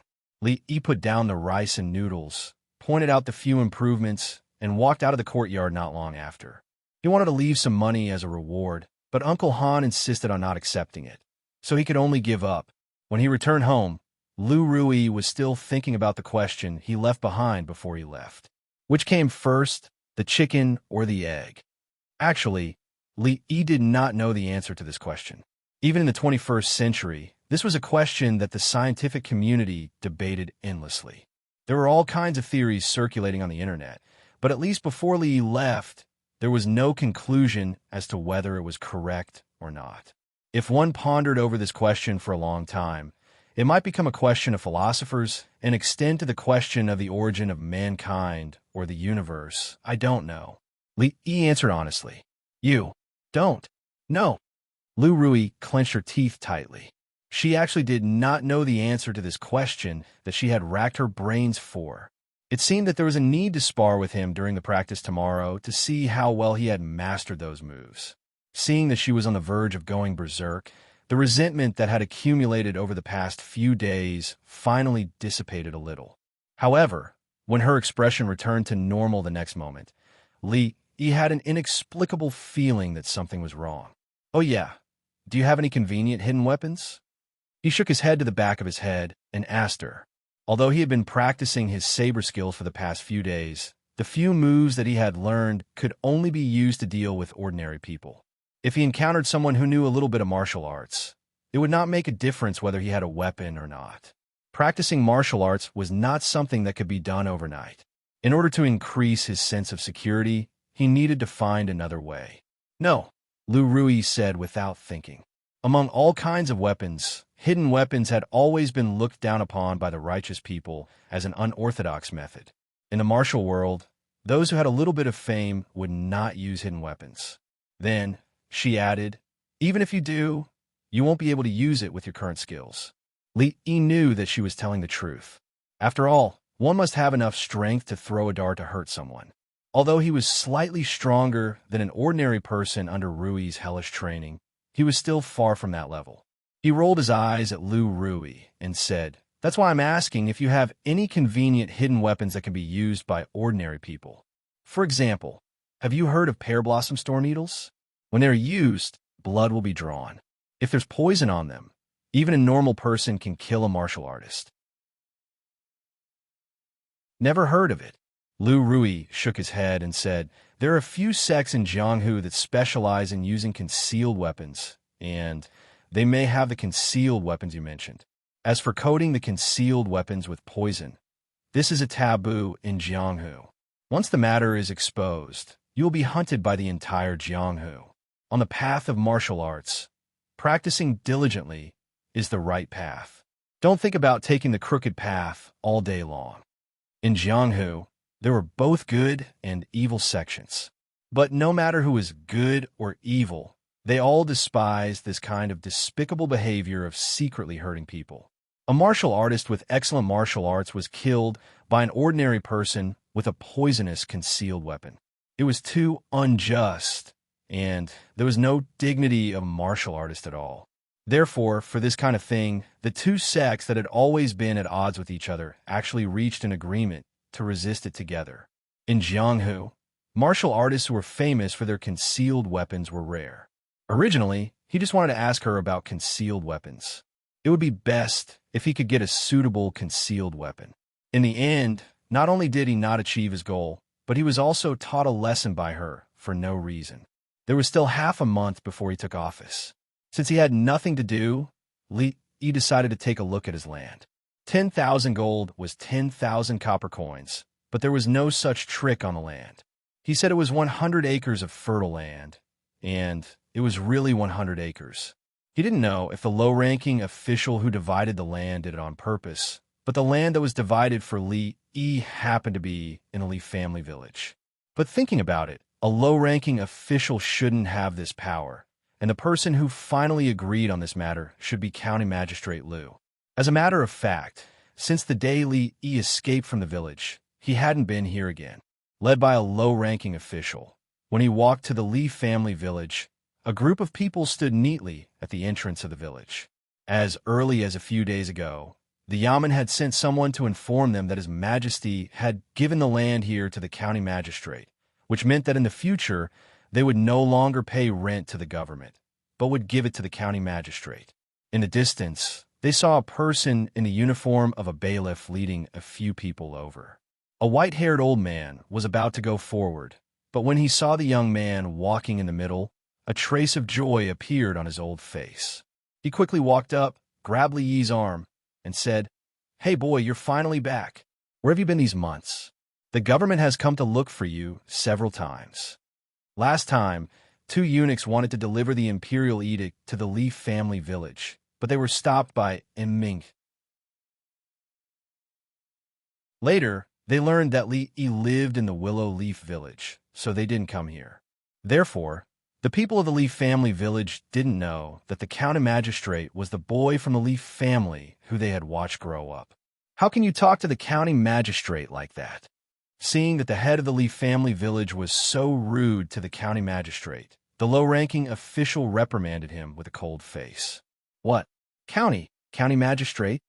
The old man was stunned and looked up at Li Yi with his eyes full of doubt. "County magistrate?" The villagers of the Li family village who were about to come over to greet Li Yi also stopped and looked at him with surprise and doubt. "Since when did Li Xiaozai become the county magistrate?" "This is the new county magistrate of this county. He was appointed by His Majesty." "Don't be rude," the low-ranking official looked around and said. It was said that County Magistrate Li grew up in Li's village, so he must have a lot of elders here. However, things are different now. County Magistrate Li was deeply favored by the emperor. Even County Magistrate Lu specially told him to be as respectful to County Magistrate Li as he was to County Magistrate Lu. If these people still put on airs of elders in front of County Magistrate Lee, it would be a little too disrespectful. After the low-ranking official spoke again, the old man realized that the young man in front of him who he had watched grow up was no longer the junior of the Lee family, who only knew how to read books. "I'm the head of the Lee family village. Greetings, County Magistrate." He hurriedly let go of his hand and bowed respectfully. Seeing the first person he met after coming to this world again, Lee had an indescribable feeling in his heart. What happened a few months ago seemed like it happened yesterday. If the old man hadn't asked people to arrest him, Lee wouldn't have escaped, and naturally, there would be no subsequent events. He wouldn't have met Rui, Xiaohuan, Fong, and of course, he wouldn't have met Li Xian and Mingzhu. He might still be a county magistrate in a Li family village who didn't know the next meal. Sometimes, things like fate were so magical. The moment his life really began in this world was probably the moment when the old man shouted that he was going to be arrested. Thinking of the old man's face full of concern when he came over just now, Li smiled and went forward to help him up, saying, "Old man, please get up. I was ill a few days ago and forgot everything. May I know your name?" Not expecting that County Magistrate Lee would help him up in person, the old man was a little flattered. Seeing that County Magistrate Lee was kind and more quick-witted than before, he felt relieved and said, "County Magistrate Lee used to call me Uncle Lee." But he was puzzled in his heart. Why had he never heard that madness could make people lose their memories? Hearing this, the low-ranking official frowned again. This old man is really insensible. Didn't I just tell him not to be rude to County Magistrate Lee? The past is the past, and now is the present. Why doesn't he understand the rules? When he was about to speak, Lee waved his hand and then looked at the old man and said, "After I recovered, I really can't remember the past. Uncle Lee, can you tell me what happened before?" "Haha, you asked the right person. I watched you grow up, and I even remember clearly that you wet the bed when you were a child." Speaking of this, the old man's face glowed, and he began to talk incessantly.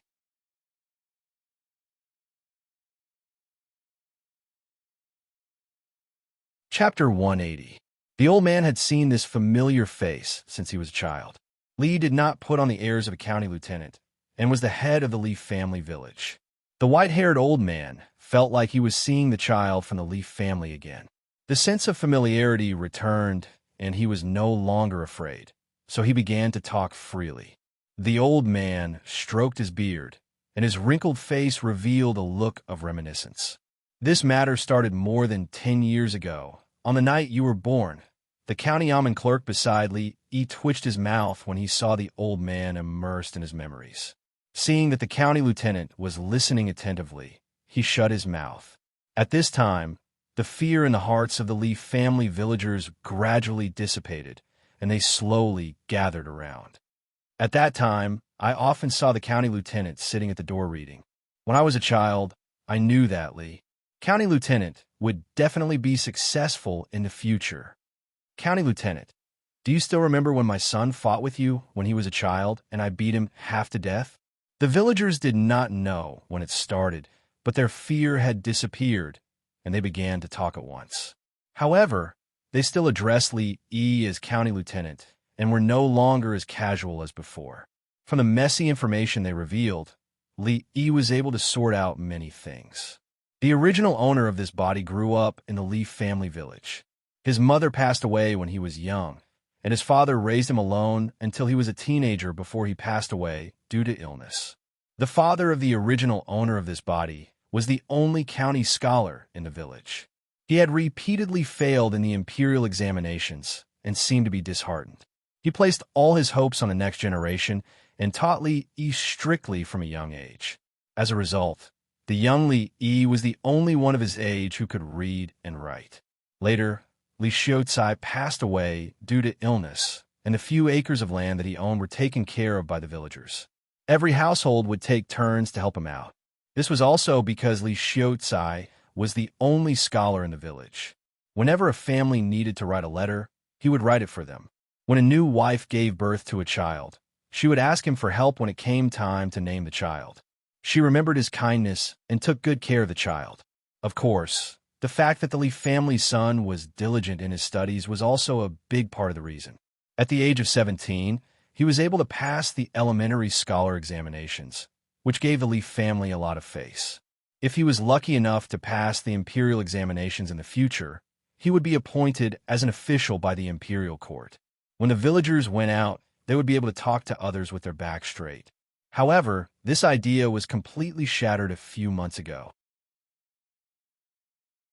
The child of the Lee family, who was the hope of the entire village, had inexplicably gone mad.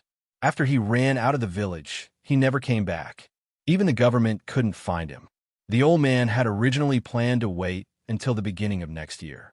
If he had not returned by then, he would report his disappearance to the authorities and have his household register revoked. Who would have thought that when he reappeared in the village, he would suddenly transform into the county magistrate? The villagers of the Lee family village, including the old man, were both surprised and delighted. The county magistrate, who was in charge of dozens of villages in Anshi County, came from their Lee family village. With such a powerful backer, they would no longer have to worry about being bullied by other villages. If anything happened, they would also have someone in the county government who could speak up for them. Some of the villagers were already feeling elated. Watching the villagers chatter on for almost 2 hours, the scribe's legs had gone numb. However, when he saw that the county magistrate was still patiently listening to them, he could only groan in his heart. He listened patiently, but he felt a little strange. In the time travel novels he had read before, when someone traveled to ancient times, he would always have a headache, and then he would get all the memories of the original owner of his body.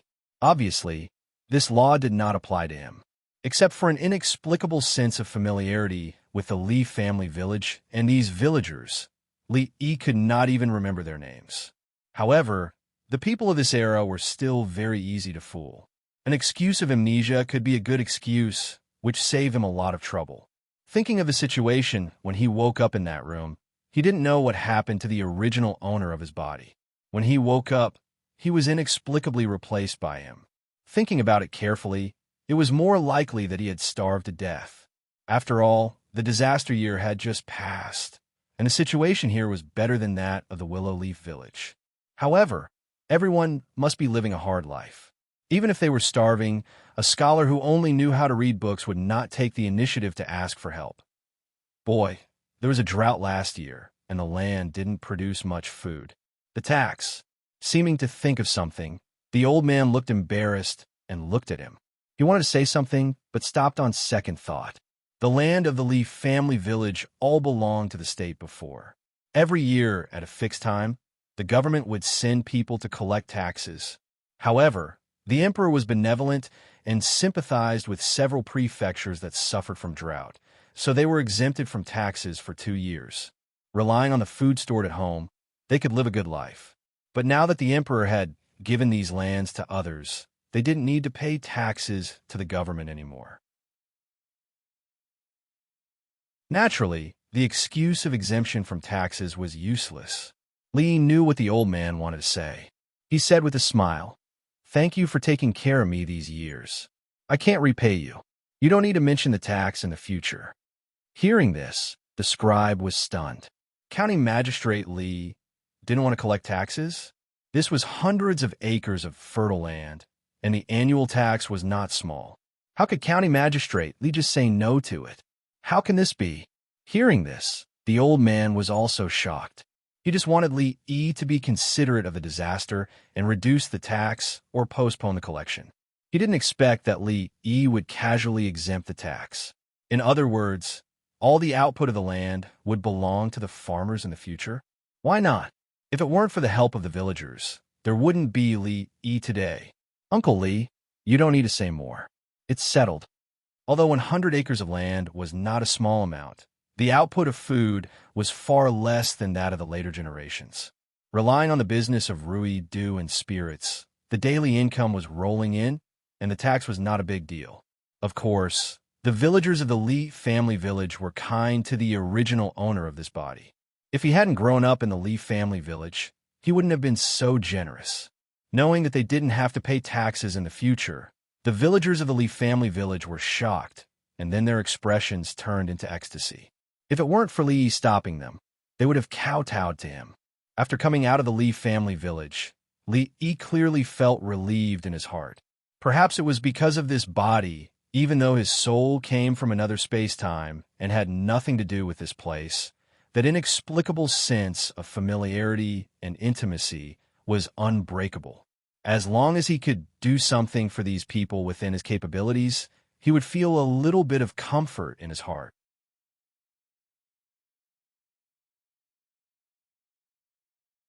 Chapter 181.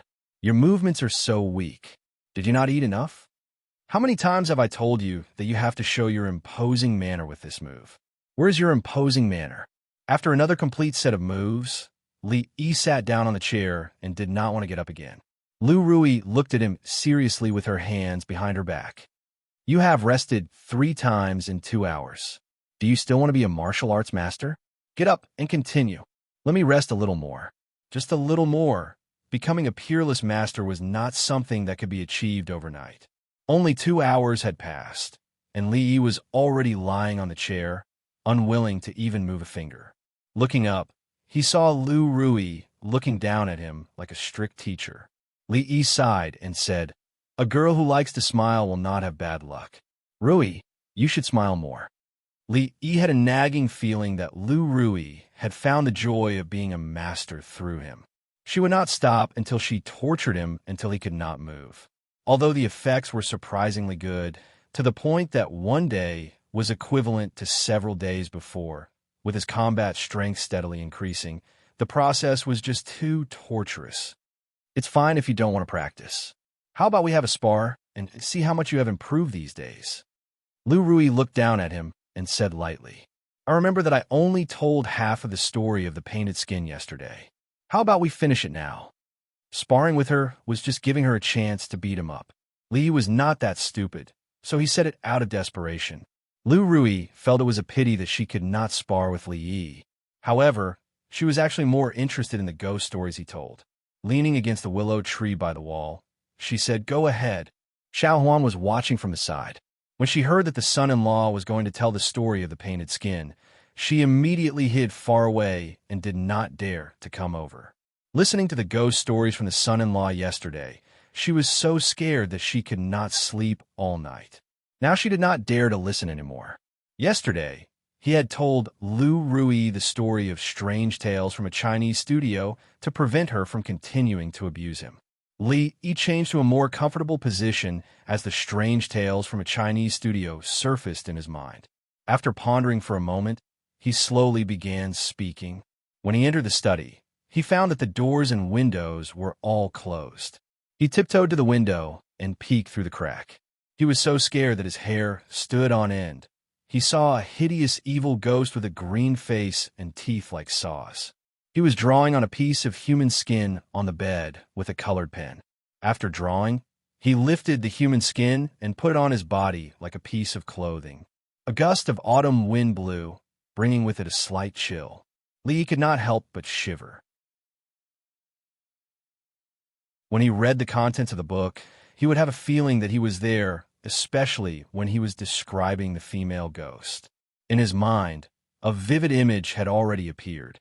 The ferocious and terrifying evil ghost, with a green face and teeth like saws, laid on the bed with a piece of human skin, holding a colored pen and drawing on the human skin. Suddenly, he felt a chill run down his spine and hurriedly sat up. Why did you stop? Lu Rui was listening with interest. Seeing that he suddenly stopped talking, she asked, I feel that if I want to become a martial arts master, I need to practice diligently. I can't slack off. Li felt his body suddenly filled with strength. He looked up at her and said righteously, You must be more careful when you carry out your duties. The position of the county lieutenant is different from other jobs. Although you don't need to do it yourself, it is still somewhat dangerous. In the courtyard, Lu Rui helped Li straighten the collar of the county lieutenant uniform and reminded him in a low voice. Although county magistrate, Lu generously gave him a month's vacation. He had to go to work eventually. If he delayed it any longer, the higher-ups would inevitably blame him. After a long period of special training from Lu Rui, the present Li no longer looked like a scholar. Although he was still far from being strong and powerful, the azure-colored official robes he wore made him look valiant and valiant. Uncle Fong, I'll leave my husband to you in the future. After helping Li Yi straighten his clothes, she turned around and said to Fong. Fong was one generation older than Lu's sister Rui, but Li Yi got along with him more casually. One of them called him Fong, while the other called him Uncle Fong, which might sound strange to outsiders. Don't worry, eldest Mississippi. As long as I'm here, no one can touch the son-in-law. Fong patted his chest and promised. If he didn't go to Rui Square to keep watch, he would usually be idle at home. Now that the son-in-law was going to the Yamen and the manager of Rui Square was changed, he would continue to stay by Li Yi's side. In this regard, Fong was somewhat looking forward to it. He was very bored running back and forth between the stockade village and the shop every day. He had never been to the Yamen, but he thought that the life there should be much more interesting than now. Lu Rui was very confident in Fong's skills. With him by her side, as long as they didn't encounter a real master, they should have no problem dealing with ordinary thieves or even those so-called heroes of the underworld. I'm leaving. Li Yi waved at them and walked out of the courtyard. In the Anxi County Yamen, the spacious ceremonial door that only opened a few times a year opened. County Magistrate Lu, who hadn't been seen for a long time, walked out of the door under the escort of many Yamen runners and officials. County Lieutenant Li, I've been looking forward to seeing you, County Magistrate Lu said with a smile to the young man in the county lieutenant uniform who was walking towards him after walking out of the ceremonial door. Behind County Magistrate Lu, two men in the same official uniform looked confused. They couldn't figure out County Magistrate Lu's attitude towards the newly appointed county lieutenant. During the year, the ceremonial door of the county yamen was usually closed. An exception would be made when a new official arrived or when an official of the same or higher rank came to visit. County Magistrate Lu's action showed that he attached enough importance to County Lieutenant Li. Lord Lu, I'm sorry to keep you waiting for me. Li also cupped his hands and said. County Magistrate Lu just smiled and didn't continue this topic. He turned around and pointed at the two men, introducing them. County Lieutenant Li, please allow me to introduce you to County Lieutenant Li. This is County Magistrate Wang, and this is Secretary Zheng. We'll be colleagues from now on. County Magistrate Wang and County Magistrate Lu were about the same age. With a big belly, he looked like a middle-aged plump man. Secretary Zheng looked a little older and had a skinny figure. When he stood beside County Magistrate Wang, he would be easily overlooked. County Magistrate Wang, Secretary Zheng, it's my first time here. Please take care of me in the future. Li Yi cupped his hands and said politely, we're all colleagues. We should take care of each other. Since County Magistrate Lu was so polite to County Lieutenant Li, the two second-in-command and third-in-command of the County Yamen naturally didn't dare to put on airs. Before today, they had also heard a couple of things about County Lieutenant Li. It was said that County Lieutenant Li was originally a scholar.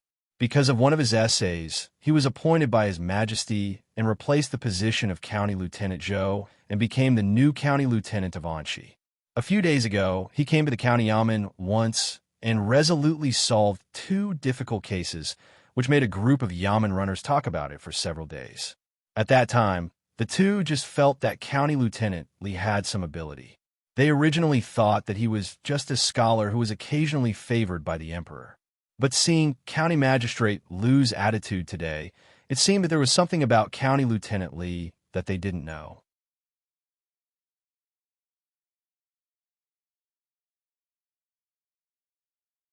Chapter 182.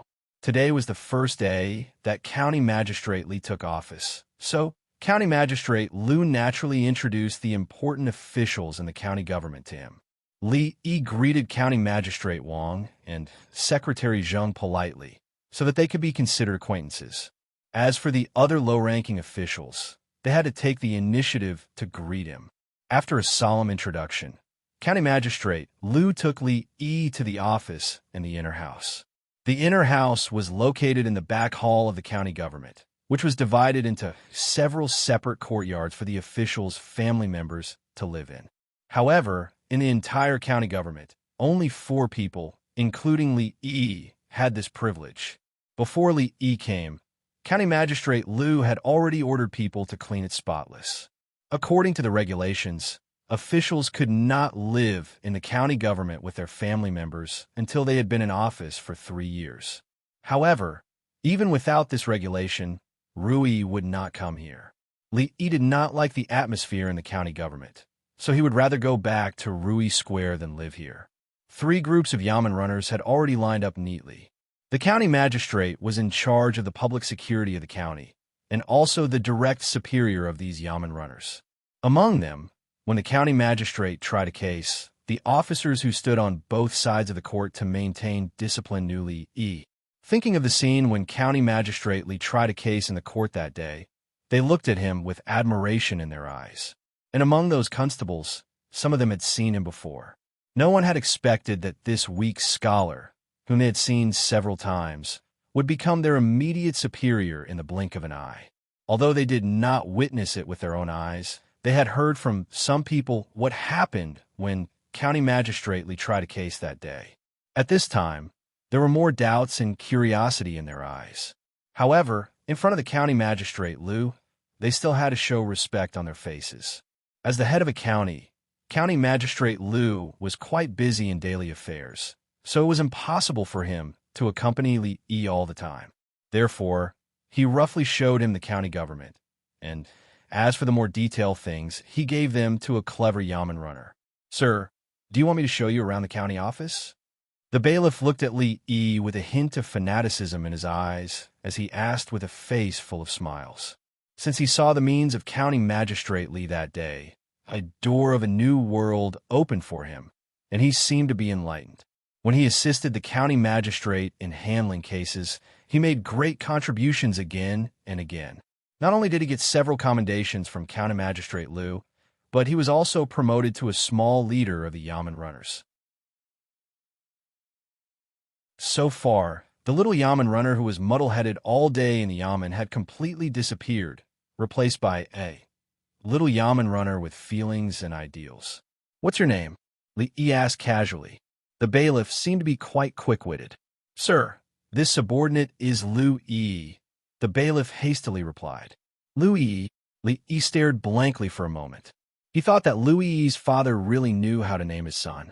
He waved his hand and said, "There's no need to look around. Take me to the county lieutenant's office." "My lord, please." Liu responded and led Li through the ceremonial door to the side of the corridor. On both sides of the ceremonial door, there were small rooms, which were the offices of the officials other than the county magistrate. Liu led Li into one of the duty rooms. After walking through the door, he saw a pretty woman sitting on the main seat. The woman raised her head to look at Li, put down the teacup in her hand, and said, "I thought you wouldn't come. I'm just a commoner. How dare I defy the imperial edict?" Li sat next to her, poured himself a cup of tea, and said indifferently, "If it weren't for the Princess Constable, he would still be sunbathing in the courtyard of Willow Leaf Village or Rui Square." He got angry when he saw her, but he couldn't do anything, so he felt a little depressed. Seeing this scene, Liu sensibly retreated. When the immortals fought, the mortals suffered. He couldn't get involved in the affairs of these two important people. Mingzu took a sip of tea and said lightly, "No matter how lazy you were before you took office, now that you're a county magistrate, you can't be like before. Otherwise what? Are you going to dismiss me?" Li turned to look at her and asked expectantly. "The position of county magistrate is very important. If you neglect your duties and cause public order to be unstable, and there are unjust and false cases, you'll be dismissed and investigated. If you're serious." Mingzu looked at him and waved her hand in the air. "Damn it, do you have to go so far?" Li's eyelid twitched, but thinking about it, what she said made sense. A county magistrate was responsible for public order, arresting bandits, and investigating cases. None of these were small matters.